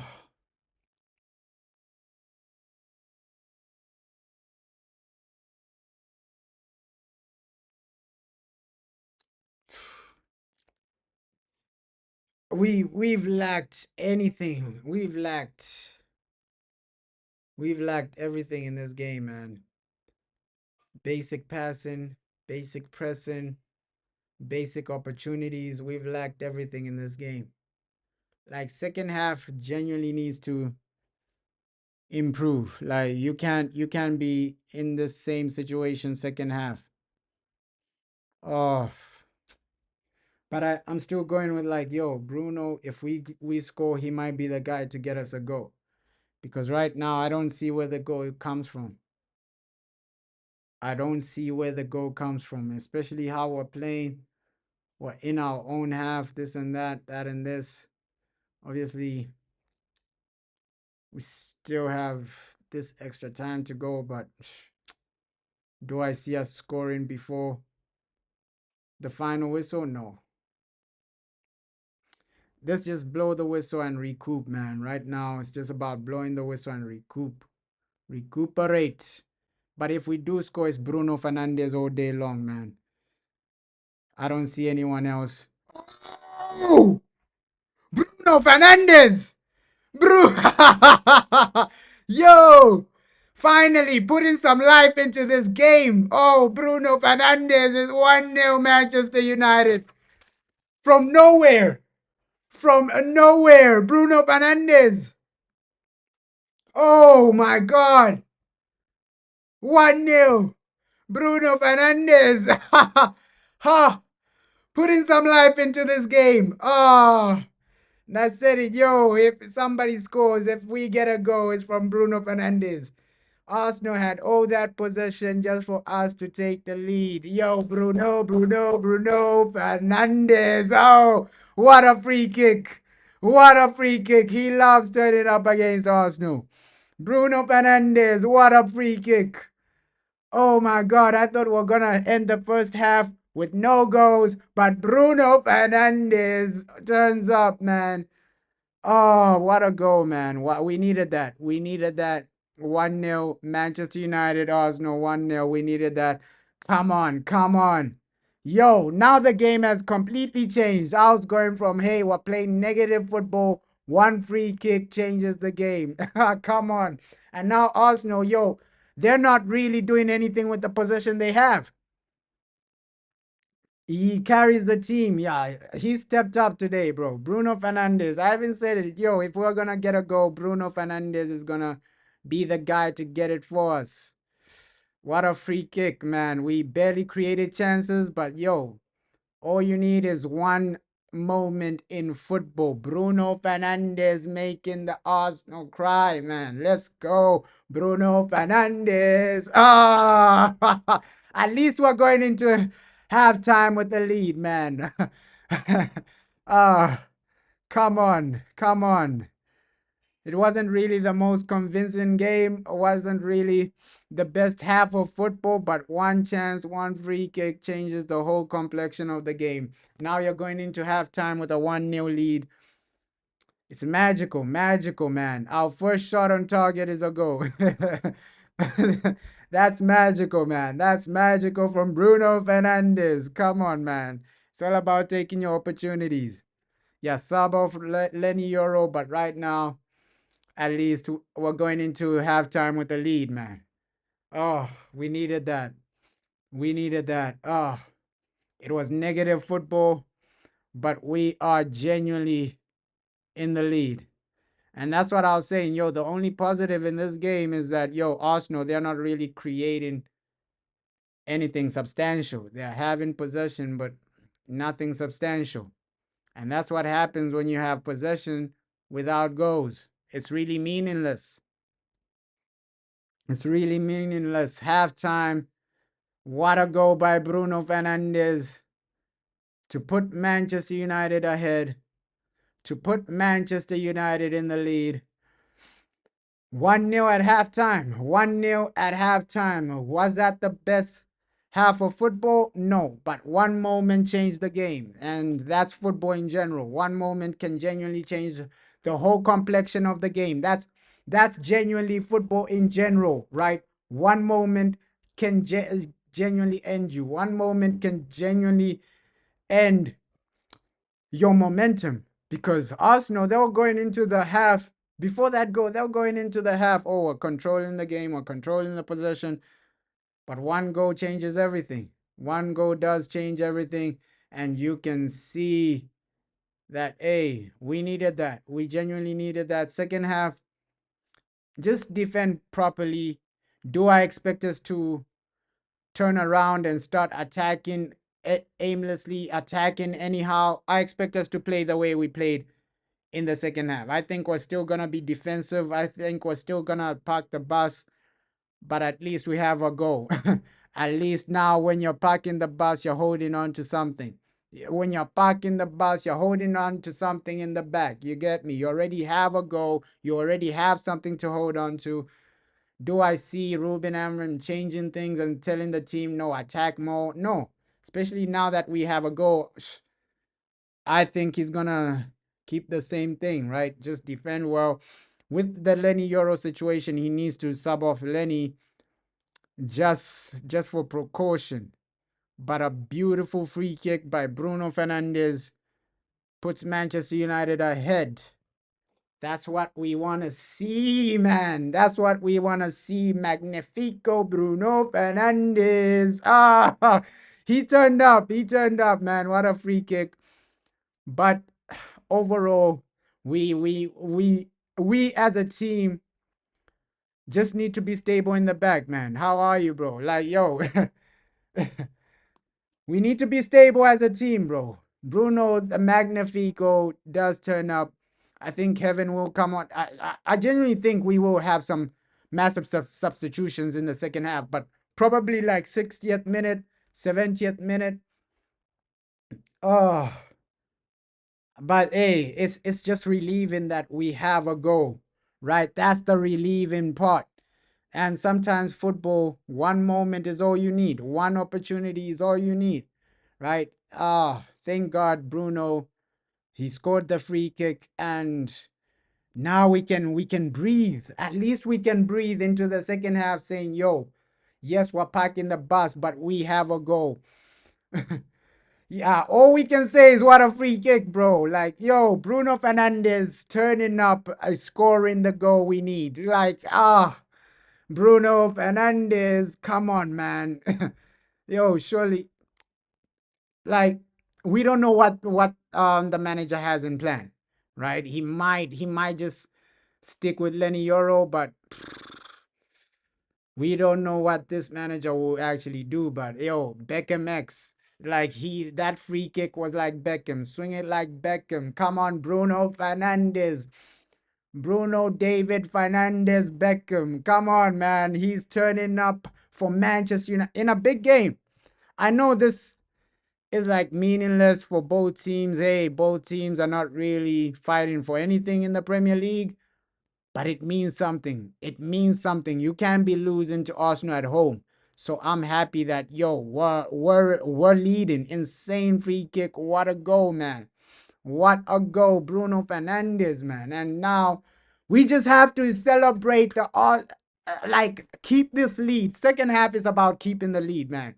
Can you keep the lead and just stay focused defensively? Stay focused defensively, keep the lead and try and get another goal. If you can get another goal, I think the manager, he will play the same style of play, right? Park the bus, counter attack type of football. But now at least we have a goal. Yeah, now it's okay to park the bus, man. You have a lead, you have a goal, you have something to protect. Park the bus. Now Arsenal will attack more, right? Second half we're gonna see them attack more, and now we're gonna have a bit more transitional play, right? A bit more counter attacks, a bit more transition. So the game is gonna be a bit more open in the second half because Arsenal, they will risk a bit more people up forward. Come on, man. Momentum for Sociedad is crucial, man. At least we go above Spurs. That's a positive. Hey, winning against Arsenal is the main positive, bro. Just keep parking the bus. Like, yeah, at least now you can park the bus. You have a lead. Your first shot on target was a goal. Hey, it's the perfect scenario. It's the perfect scenario. You're going into halftime with a lead. Hey, I can't even start complaining. Hey, the football was trash, this and that. You have the lead. Yes, the football was trash, but look at the opportunities Arsenal created. They barely created anything that could get them a goal. They barely created anything extremely substantial. They barely created anything that could take them to the next level. So at halftime, we're saying, yo, Man United are the happier team. You have a goal and you're defending extremely well, right? Your defending in that half was impressive, man. Impressive from United. Lenny, you gotta take Lenny off, man. You gotta take Lenny Euro off because we will need him in Europa. But this is positive. Yeah, you're bringing. I think the manager will bring Cheeto on, right? Either Cheeto or Rasmus. He's gonna bring one of the two on. I know he's gonna bring one of the two on. But what a free kick, Bruno Fernandes, man. Wow. Wow, what a free kick. Like with Bruno, the man does have technique. He does have technique. That free kick to execute that, you need like some high technical ability. He does have technique. It's just that sometimes he's not really extremely consistent. Yeah, in some games he's just doing too much. Here he has to defend. Here he has to what's this create. Here he has to score. So he's doing too much for the team.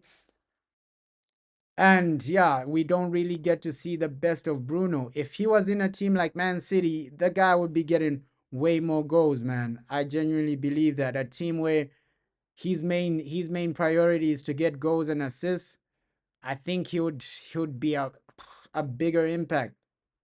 Bigger impact, man, because that free kick was insane. And second half, just keep the main mindset.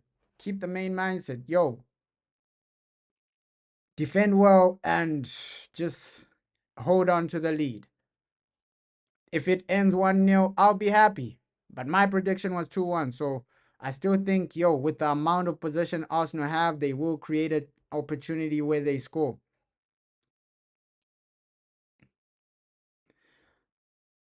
Yeah, it looks like he's been working on his free kicks. You can say that, bro. Like, because there are some free kicks where they're not really the best.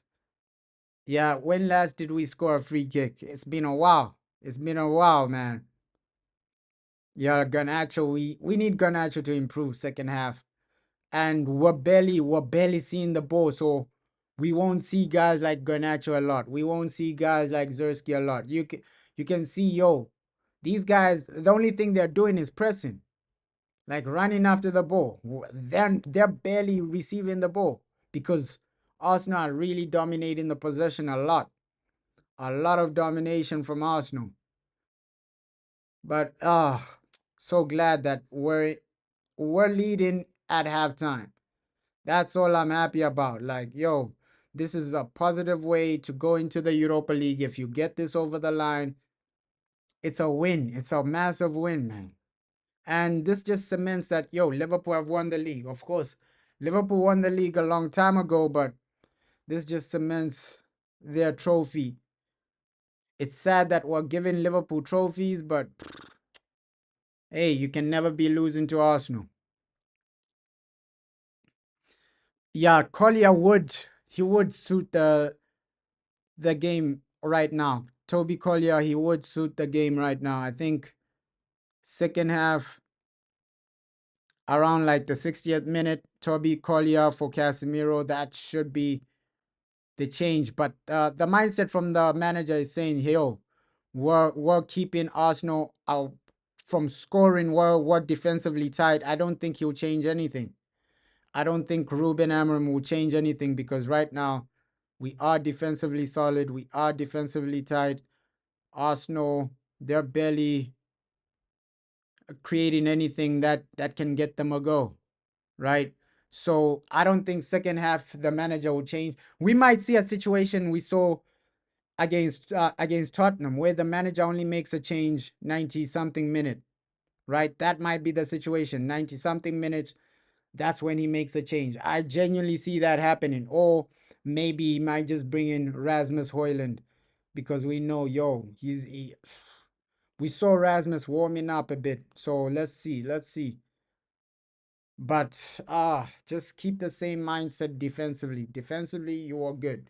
It's just on the ball in the final third, you gotta be a bit more better, right? When you are attacking in the final third. Thank God we got a free kick. Thank God we scored our free kick. But attacking wise, we were horrible, right? We have to keep it realistic. Attacking wise in the final third, we were horrible. Our passing can improve. Our chance creation can improve. But defensively, I got nothing to complain about, man. Because you kept these guys from creating real opportunities, creating extremely good opportunities.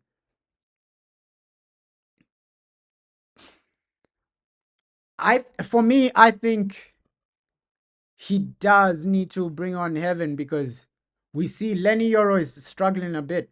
It might be an injury, it might be a knock, but Lenny Euro is really in pain. So you might just need to bring on Heaven. Heaven might just be somebody you bring on to make sure that Lenny Yoro doesn't get a long-term injury because we saw him limping in a bit in that game. So just remove him. I think if you're gonna make a substitution, your first substitution has to be sub off Lenny Yoro for precaution because the guy was limping and you don't want him to get a long-term injury. That should be the main mindset, but I don't think the manager will make any changes, man. Come on, positive goal. That's all I can say. Yo, if you get the result over the line, it'll be a positive result. Is it a great game to watch?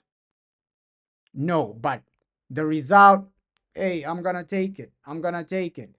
Because we're barely creating any opportunities. Are we creating a lot of chances? No.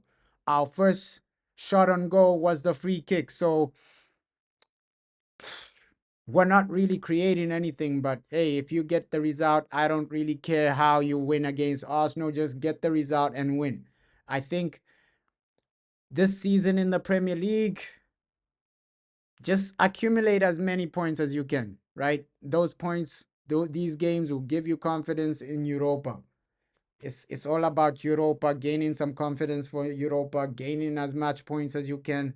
And then next season, that's when you start building something. That's when you start building a style of play. Right now, I don't really think the manager will get his style of play over the line. He still has guys like Diego Dalot as his right wing back.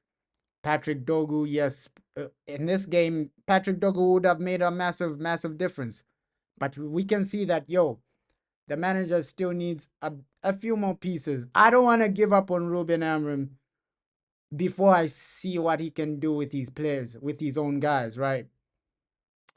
That's the only thing. That's the only thing. Like I don't want to give up on Ruben Amorim before I see what he can do with his own players, because we already know that some of these players, they're not really the top of the top, right? They're not really the best technically. Technically, some of these players are not really the best. So I think Ruben Amorim next season we can genuinely judge him on style of play, things like that. Right now, hey, just win games. If you gotta win games by parking the bus, counterattack football, do that. At least now, Ruben Amorim, he's realizing that I have basic players. This is the only way I'm gonna get results.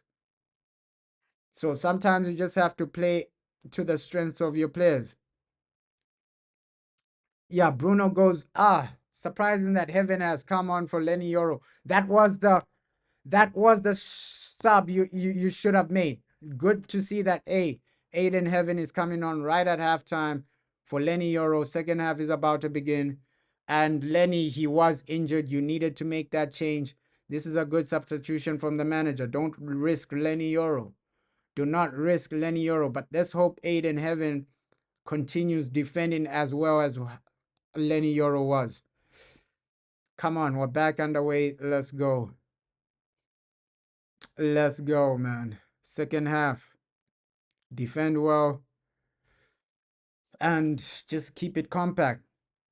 Good that we're in front, man. And good that Lenny Euro was subbed off. Yeah, if we keep playing like this next season, then you gotta criticize the manager. But right now, you just gotta play to the strengths of the players you have, right?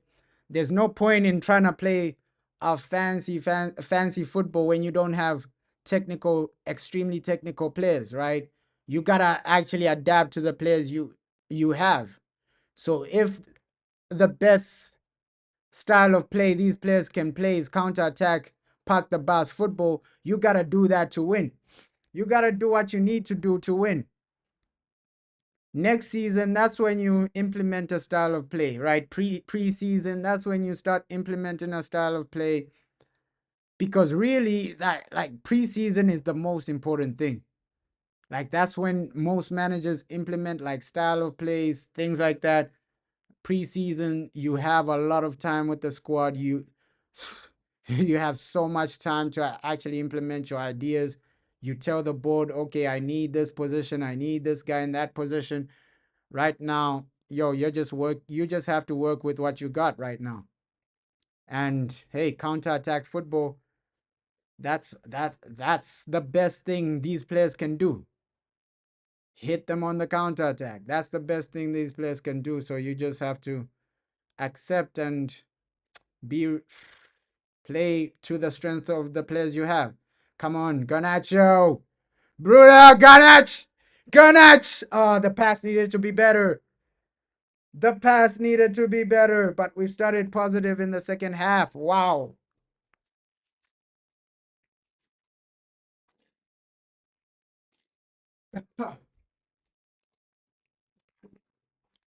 Football really changes quickly, man. Football really changes quickly, man. Oh, one goal can just change your confidence and momentum. Like that's a genuine fact. One goal can just change your confidence and momentum. Wow. Wow. Second half is way better. We are looking way better in the second half, man. One goal can change everything. Second half is way more positive. Credit to United, man. Way more positive. I thought we're just gonna be parking the bus, defending, and keeping it stable in the back. But you're trying to attack as well.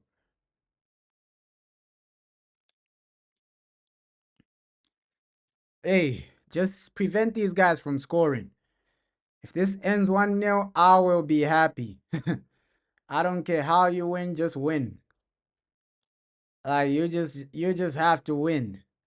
I don't care how you do it. The Magnifico, Bruno Fernandez with a free kick. Yeah, Calafiori looks a bit scared of Garnacho. Like hey, that pace will cause you some problems. His directness will cause you some problems as a. Oh, that was good. That was good. That was good. That was good. Keep it simple. Keep it simple in these situations. And hey, Lindelof, man, he hasn't really disappointed the way I thought he was gonna disappoint. So credit to him. He hasn't been too bad, Victor Lindelof. And you can see this game, our fullbacks aren't really attacking too much, right? It's more about your your main job is defending. So that's why attacking wise we have less people, right? Because in this like formation, your fullbacks are like your wingers. So when we're attacking, we have less people. We have like, ooh, ooh, come on, just keep it defensively stable. If Arsenal keep doing what they're doing in the first half, having possession, but you're not creating anything, hey, we'll be comfortable with that. I'll be okay with that. If you don't score, we don't really care how much possession you have. Like if you don't score, if you don't get over the line, people don't really care the type of possession you have. Possession only matters when you win the game.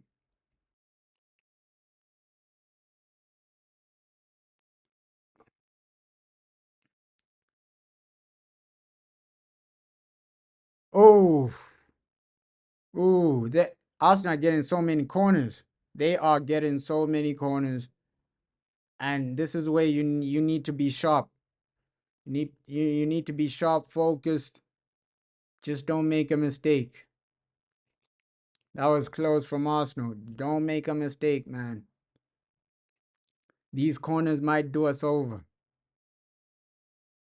Do not make a mistake because in the box we always have that one moment where we make a mistake. United, I know my team so well. Like we always have that one moment where somebody makes a mistake and the other team finds a goal or something. Let's hope that doesn't happen, man. No mistakes today.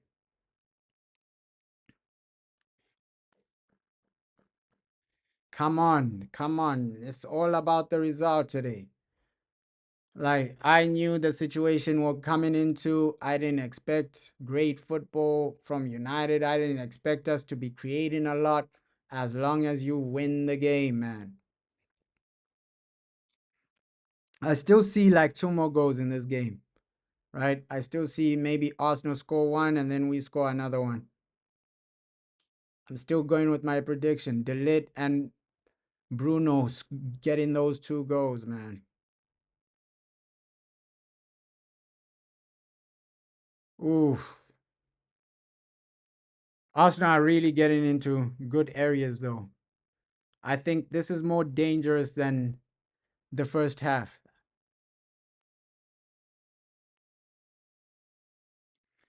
Yeah, he's trying to copy Zidane. Like, hey, that's a hard goal to to score though. That's a hard goal to score, bro. Like with Zidane, that guy, technically, I don't think we'll see players on that level a lot. Like on the Zidane level, that guy was just something else. Zidane, Ronaldinho, players like that come once in a lifetime, man.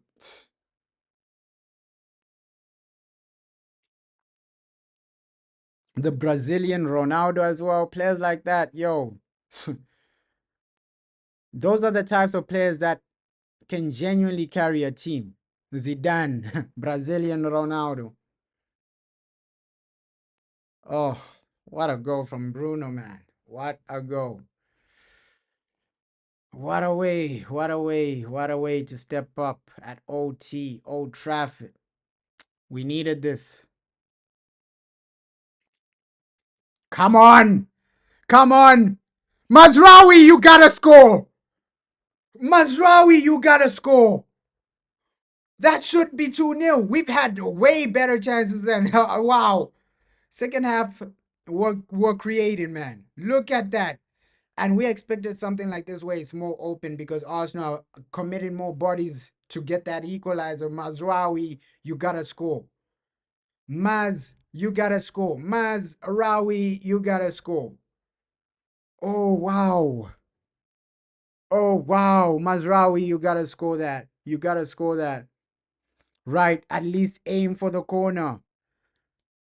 Yeah, it was close, but hey, you gotta take those opportunities, Mazraoui. Oh, this is a game where if Arsenal equalize, we're remembering chances like that, right? We are genuinely remembering chances like that. It should be 2-0. Mazraoui, you gotta score that. You gotta score that, man. Those are chances we're gonna remember. If these guys equalize, those are chances we're gonna regret. Oh, Mazraoui, you had to make it 2-0. You had to make it 2-0, man. Oh, he fumbled the bag, Mazraoui. Oh my God. We are we are playing better in the second half. I have to give the team that. Like second half is way better than the first half. We're creating more and we're just a bit more dangerous. A bit more dangerous. Defensively, we're compact. Offensively, you're really hitting them with some good transitions. Come on, this is a way better half for football, man. Way better half. This is way better, way better. And yeah, if you keep playing like this, yo, we're gonna genuinely win the game. Like the way we started in this second half, just defending well and also attacking them in transitions, yo, you will win this game. Because hey, Arsenal are not really creating better chances than us. That Mazraoui chance, Arsenal would beg for a chance like that.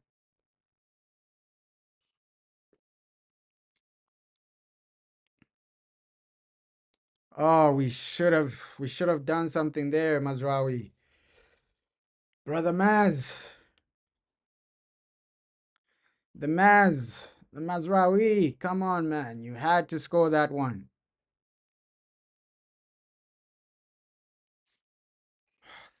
The only reason I'm panicking is because yo, these guys can get an equalizer. I don't want us. I don't want that type of stress where it's 1-1 again. Come on, United. Just keep it compact.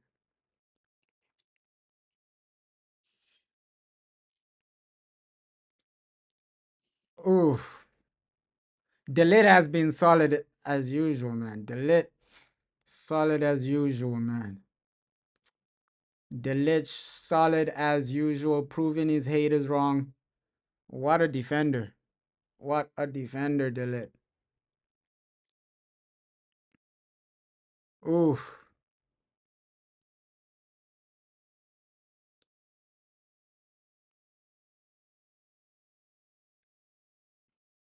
Come on, come on.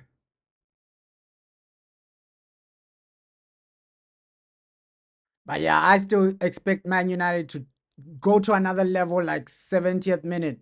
We always do that.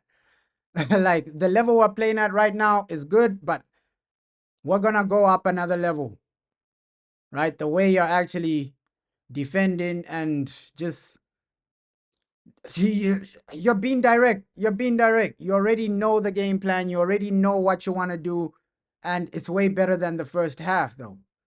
This half is way better, man. Feeling so lively. Now you're forcing Arsenal to make the changes. You're forcing Arsenal to make the changes. You can see how we're playing is forcing Arsenal to make changes because yo, Arteta, he can see that yo, if nothing changes, we're gonna win the game. So better second half. Way better second half right now. Credit to Ruben. Ruben Amorim. Credits to you. Oof.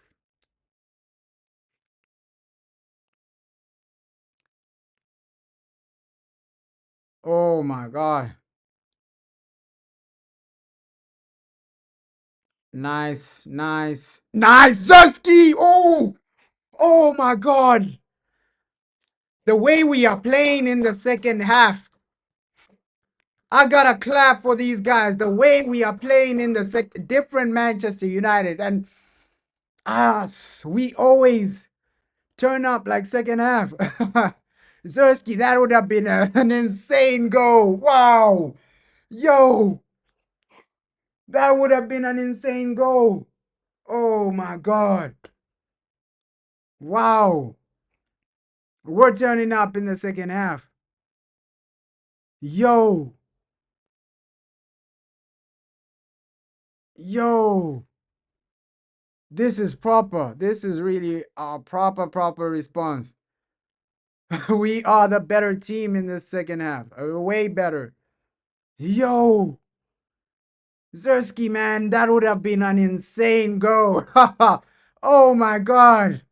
Yo, he's trying to flick it. Oh my God. Like you can see, Arteta is panicking on the touchline. Oh my God, we have completely changed our fortune around. Oh, nah, this game has been brought to life. It's been brought to life right now. Ah, Joshua Zerski, man, he's trying to flick. He tried to flick it. Oh wow. Oh wow. Come on, man. Let me not get too excited because it's still only 1-0. Come on, it's still only 1-0. Let me not get too excited, man. But this is way better than the first half. Way better. Oh, not another injury, Mazraoui. Oh my God, this is way better, man. Ah, this is a different team in the second half. Ah, so close, man. Ah, Josh, he tried to flick it. He tried, oh my God, he tried the fancy go with a flick. Oh my God, if that went in, wow. Zersky, we just need another goal so that the excitement comes in. Oh, way better second half. Come on, Josh. Josh. Josh. Oh, he runs it out of play. But yo, way better in the second half, United. This is something. This is something, man.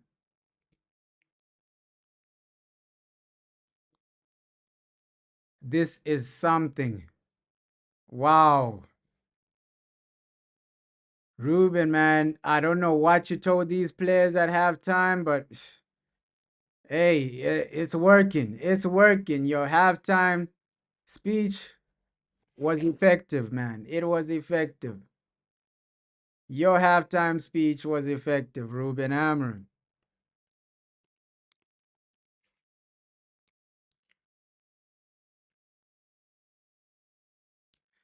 Yeah, if Zersky had pace, yo, he would be like a complete player. Oof. Wow. We are really turning up to Arsenal. Of course, there are still situations where we're only defending, but we are ahead, man. You can afford to defend like this. You can afford to defend like this. Oh, Joshua Zersky. Come on, man. Imagine if he scored that.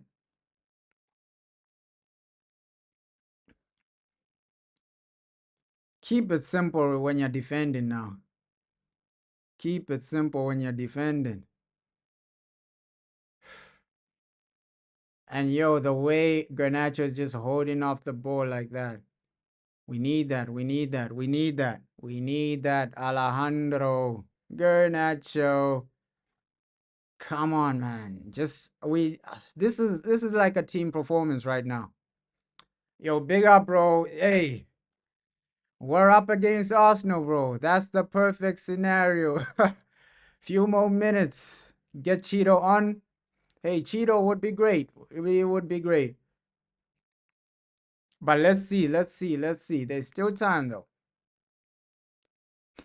Way better second half from United. Way better second half. Oh my God, Joshua Zerski. Come on.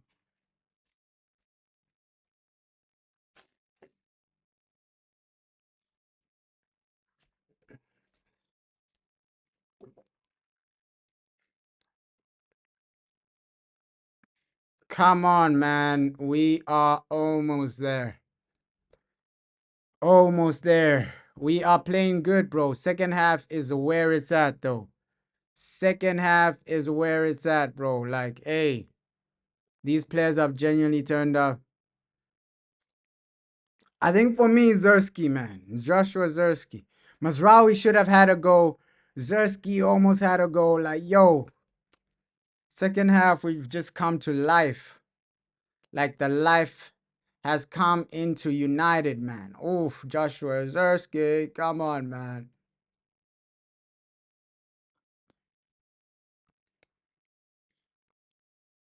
Some life into this game, man. Oh, because first half we were just sitting back. Park the bus, FC. 24/7, park the bus. But now a bit of life. Yes, we're still defending, but hey, it just gives you hope. And that's what that Bruno Fernandes goal did for us. You see, we came back in the second half with more confidence and with more hope. That's what a goal can do, man. That's what a goal can do. One goal can change your confidence, can change your hope, can change your mentality. It can change everything, man. Came back second half looking like a good fundamental team, man. Creating more chances. That's what one goal can do. Second half is a completely different situation, man. Big up. Hey, Bruno, you stepped up with a goal. Zersky, he's having a good performance in the second half. Oh my God. We just need to get over the line in this one. Yes, Arsenal have more possession, this and that, but possession doesn't win you games. Yeah. Possession doesn't win you games. Let's go, man. Come on. Look at how confused the Arsenal players are now. First half, they were passing it around with so much confidence. Ah, oh my God, Arsenal, man. First half, they were passing it with so much confidence. It should be 3-0. You're right, bro. Yeah, Ericsson, I think he's gonna get tired in this game. You're right, bro. Like, yo, you gotta take off Ericsson just to get something in there. Yeah, possession for possession without goals is useless, bro. It's actually pointless. At the end of the game, all you have is possession, but you go home with a loss. Come on, man. It's useless, man. It's pointless. Second half, hey, we're still smiling. We still up, man. We're still up. Arsenal are still down. We up, man. We are up. Come on. Oh, second half is just way better.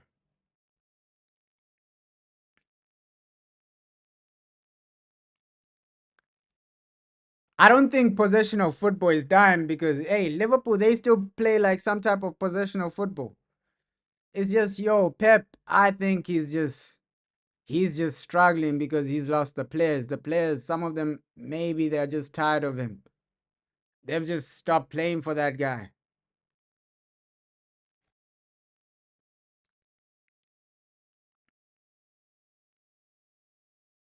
Oh,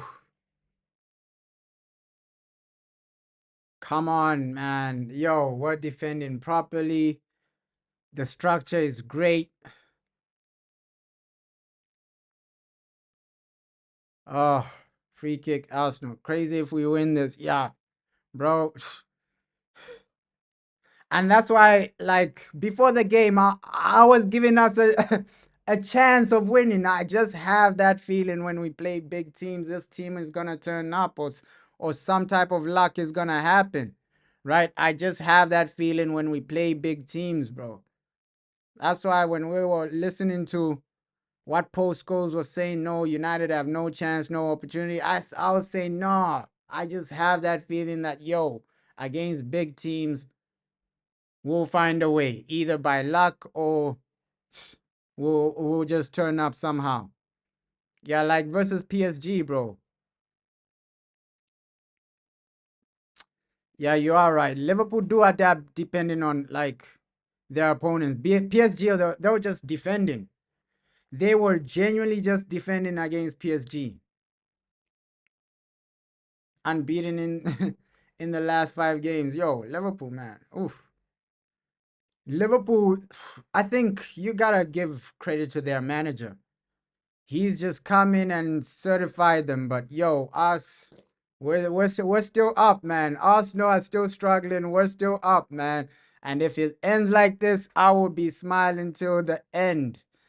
What a day, man. What a day.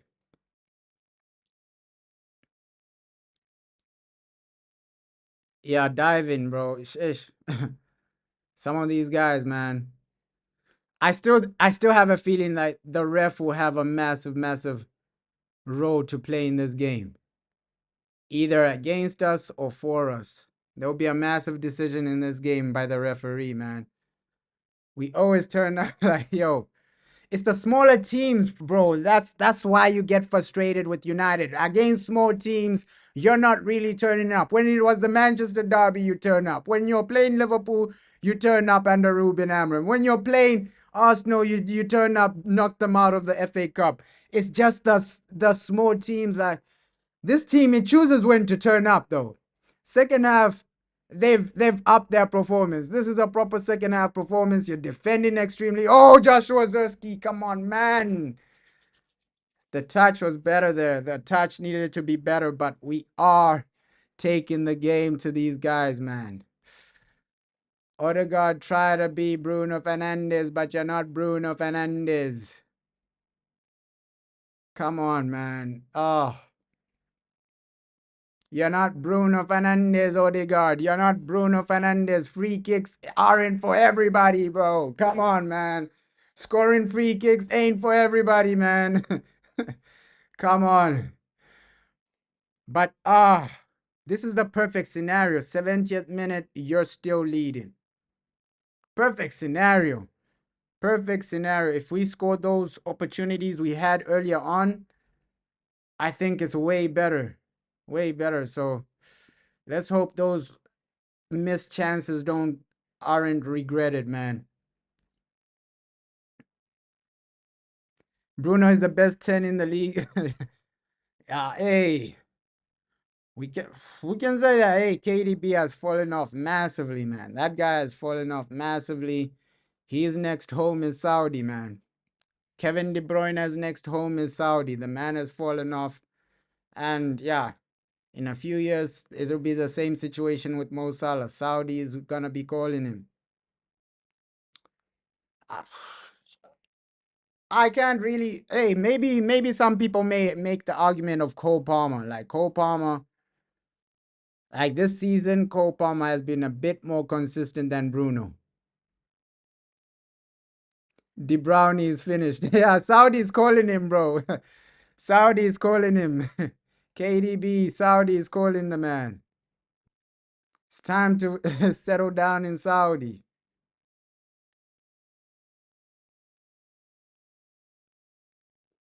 Oh, what a game, man. What a game. Let's just get over the line. Now, but he plays in the number 10 role. He was playing number 10 now. They consider him as like a number 10 though. Because even Bruno, he doesn't necessarily play number 10 every game. He'll be playing in the double pivot, this and that. So it's the same situation with like Cole Palmer. They just experiment him in different areas. I think Al Nas yeah, it's calling him, bro. They want Ronaldo wants him, bro. Like, hey, Saudi's calling, bro. Saudi's calling, but hey, let's hope we get over the line. Don't concede because the hype is there right now. Do not concede. But yo, KDB, Saudi is calling you. Saudi is calling Kevin De Bruyne. Oh, Kevin De Bruyne. Oh no! Oh, Declan Rice Krispies, man. Oh my God. Oh, he did it. Oh, and now we're regretting the chances Mazraoui and Zersky didn't score. Oh man, we were doing so well defensively, but one who's defending Declan Rice, man? Who's defending Declan Rice? We've bottled it, man. We've bottled it. You were like what, 15 minutes away from winning the game? Come on, United. You always do things like this. We're always doing things like this. 15 minutes away from winning the game, and then you allow these guys back into the game. Arteta smiling like he's won the league. Oh my God, Arteta celebrating like he's won the league. Looks like Toby Collier and Hojlund are coming on. Oh, no, no, no, no, no, no, man. Oh, oh, man, and I was so hyped up about the second half just to get destroyed by Declan Rice, man. Ish, if we don't win this after that great second half, oh, man. That's why in football, clinical edge is everything. Clinical edge is everything. Oh, Ericsson and Zersky are off. Ericsson and Zersky off. Rasmus Hojlund coming on. Toby Collier and Rasmus coming on. Oh my God. Oh my God. We've bottled it. We have bottled it, man. Let's hope the momentum doesn't shift completely. Because, hey, you can still get a go. You can still get a go. My prediction for 2-1 is still alive. United, just get that win and go. Oh, but conceding like this ain't it, though. That's not the mindset you should be. Nobody was even marking Declan Rice, trying to block the guy from shooting. Nothing. Oh, man.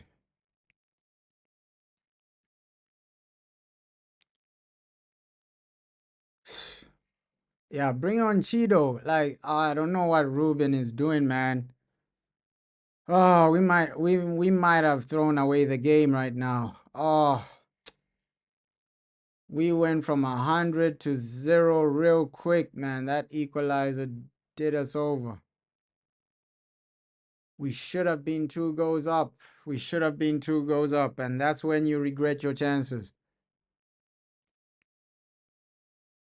Yeah, like, why isn't Cheeto playing? He won't even play Europa, bro. Like, oh, this is disappointing, man. You only had 15 minutes to do defend. You concede like that. Come on! Oh, header straight to the goalkeeper. What is that?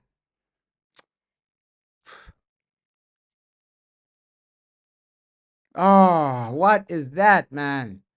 Header straight to the goalkeeper. Some basic header. Oh, bro. Bro, with United, and I always know there's always some lack of concentration where we concede. It's like you have to expect a situation like that from Man United this season. Like, there's always a situation where you lack concentration and then the other team scores. Always something like that. Oh, and it's frustrating, man. You only had 15 minutes to defend, right? You couldn't defend for 15 minutes. Keep these guys. When last did we keep a clean sheet? Like, keeping a clean sheet is, it's unknown for Man United. It's unknown. Oh, man. You were so close to winning the game. We don't deserve all this. Right? We have the Glazers, we're bottom of the table. At least the least you could have done is defend for 15 minutes so that we win this game and celebrate something, man. I hope we don't lose this, bro. If we lose this, I will lose my mind. Yeah, you can't blame Ruben, man. Like, ish. Second half, it was positive. Second half, it was positive. Obviously, that's the thing with pack the bus football, man. You're risking the other team from scoring. But hey, Declan Rice, nobody was really marking him in that situation. Ah, man. Another wasted opportunity. You were so close to securing the win. You were so close to securing everything. Right now, Arsenal, hey, they're looking for the winner. They're dominating the. Oh, man. And that's football in general, man. It's never over until the final whistle.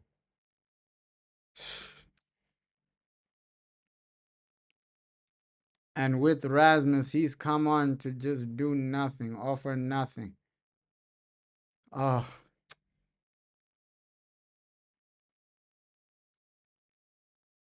oh my God.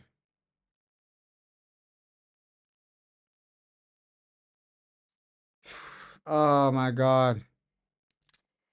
Come on, United. Just find, so somehow, just find a winning goal. That's what we've been begging for. Yo, bring on Cheeto, bring on Cheeto. But no, the manager brings on Rasmus.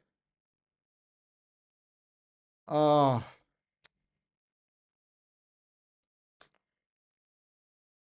but today I won't even blame Delit. Like, yo, Delit had a solid performance today. Like, I wouldn't even blame, put the goal on Delit, man. Was so unlucky, man. And we should have been like 2-0 up. 2-0 up, man. Oh, we should have had like at least two more goals. Right? The Zersky chance, massive opportunity. Oh my God. Arsenal, good save. Onana. Great save, Onana. Don't allow these guys to score and win, man. Please do not damage me like this. Do not damage my soul like this.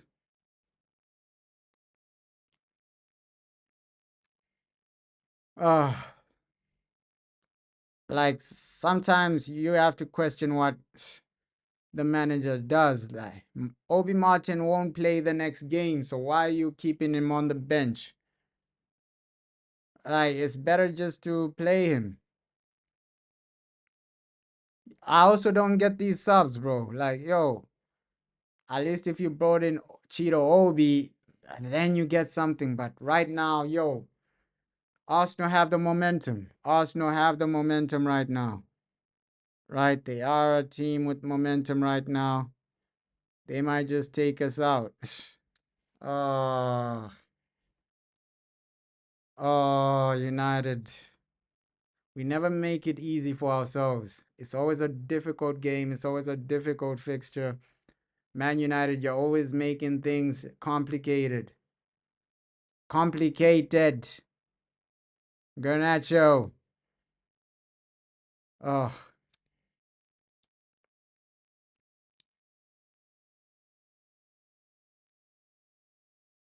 come on, man. Aish. I'll be so devastated if they score Arsenal. Extremely devastated.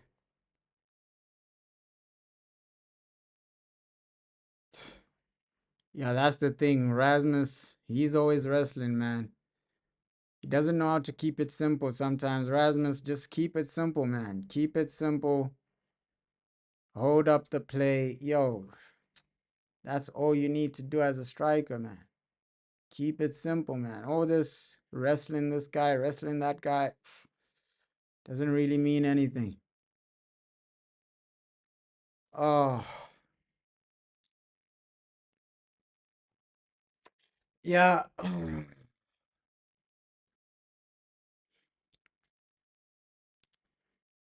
We're ending this game saying, how didn't we win? Because in this game we've had the better opportunities, man. We surely did have the better opportunities. Yes, Arsenal had more possession, but the better opportunities were for United. Onana wasn't making unrealistic saves in this game. He's barely been making saves. Oh! Oh, Razzie! Rasmus, no! Rasmus, that was your chance! Rasmus, that was your chance! Oh, boy, Rasmus. Oh, that's why I'm saying, Rasmus, even your awareness. That was your chance. Oh my God. Rasmus, that was your chance. Oh boy, Razzie. Oh my God, Rasmus, that was your chance. Oh my God, Rasmus, that was your chance, man. You're 1-on-1 there. Oh my God. Oh my God, that was your chance to be the game winner, to be the match winner. He's taking years to shoot, though. Razzie, man, oh my God, that was horrendous. It's like this guy's playing for the other team. Rasmus Hojlund, oh my God, man. Oh my God, it's like he's playing for the other team. That up, bro, you just had to shoot there. Like, at least be aware of your surroundings as well. Come on, Rasmus Hojlund. Oh my God, that was a chance. That was a chance for Rasmus. Man, it's like the universe doesn't want this guy to score. Wow. Oh my God. Oh my God. That was your chance, Rasmus. Oh my God. And he would have won it there. He would have won it. One shot, go. You're celebrating right now. Wow. And that's why, like, sometimes I'll criticize Rasmus. Sometimes he takes too long on the ball as well, right? Your hold up play is really, really poor, and you also take too long to really make decisions. Rasmus Hojlund, you gotta improve in situations like that. Rasmus again, brother Rasmus, you're getting bullied by defenders. Oh my God. 20 games without a goal. 20-game goal drought, man. You had to end it today, Rasmus. You had an opportunity to end it today. Good pass from Toby Collier, but yo, Rasmus, man. Your boy Toby passing it well. And then you're just wasting chances. Oh my God. Rasmus, man. Rasmus, man. I understand why the previous game Diego Dallo didn't want to pass to this guy. Like, yo, if I pass to this guy, he'll mess it up.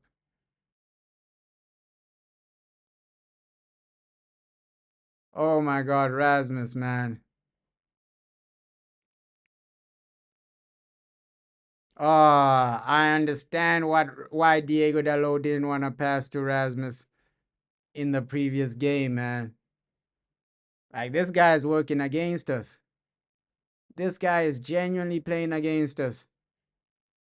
Rasmus is playing for Arsenal right now.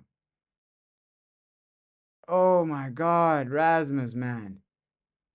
Like, he takes 10 years to make one decision. He takes 10 years on the ball. Defenders are bullying him. Come on, Rasmus. You got to improve in those situations.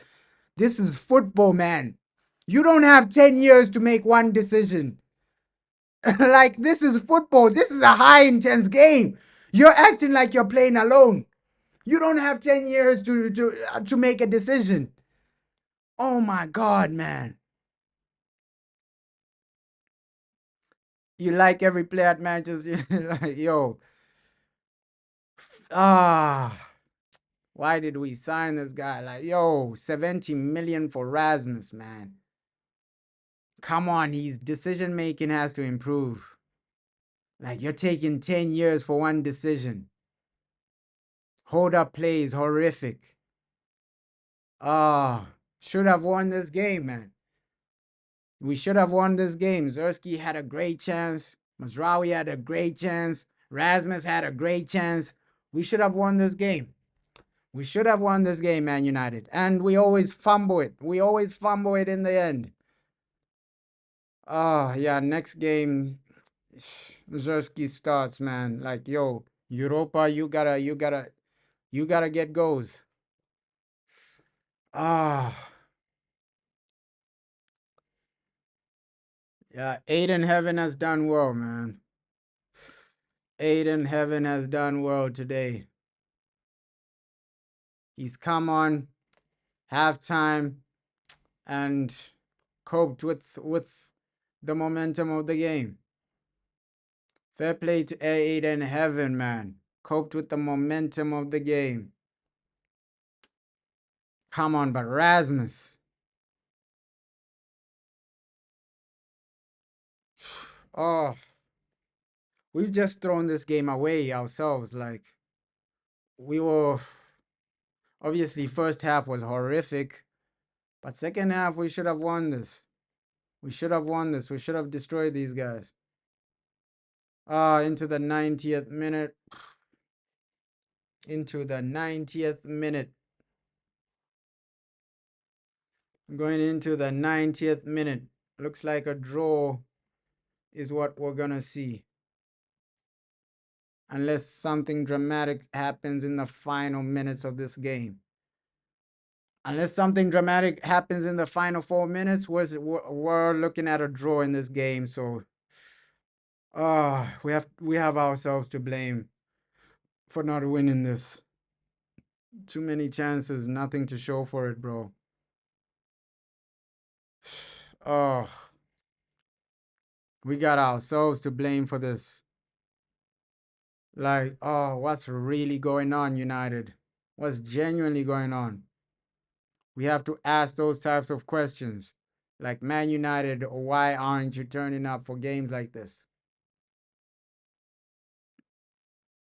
Like, we gotta ask those questions. Oh,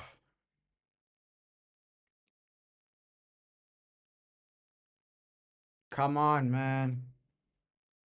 Come on.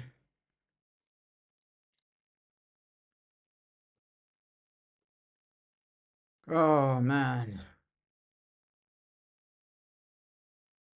If Arsenal win this in the final minute, I will be upset. Oh, he missed it. Thank God. He missed it. Thank God. Martinelli missed it. Thank God. Yo, my heart stopped right there. Oh my God. My heart stopped right there. Oh my God. Thank the Lord. He was offside, but yo, my heart stopped right there. Oh, thank the Lord that Martinelli is average, man. Thank the Lord that Martinelli is average, man. He missed it. Thank the Lord, man. Oof.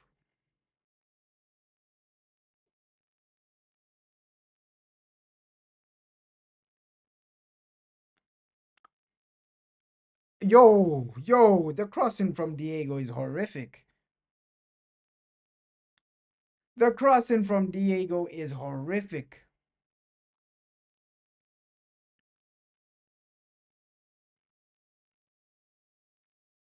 Yo. Looks like, hey, we're gonna just settle for a draw. A 1-1 draw.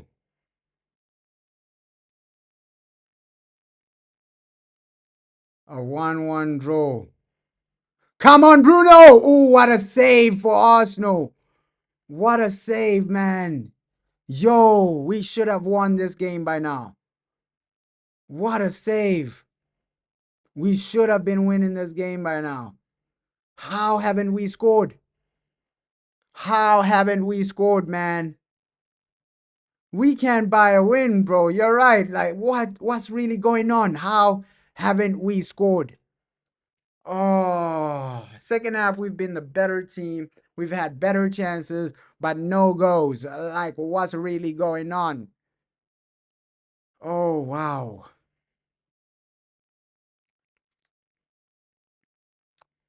Oh,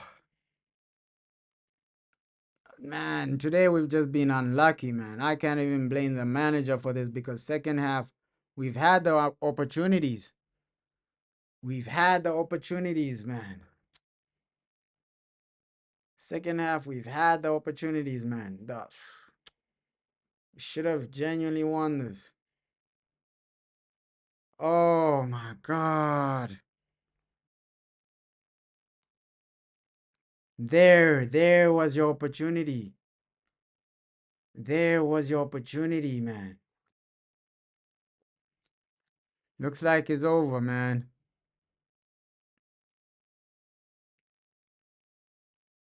Yeah, versus Ipswich was the last time we won. Yo, this is this is David Raya's signature save. Yo, he saved them, bro. He has saved them, bro. Oh, 1-1 full time. Oh, we should have won it. We should have won it. We messed up our opportunities. 1-1 full time.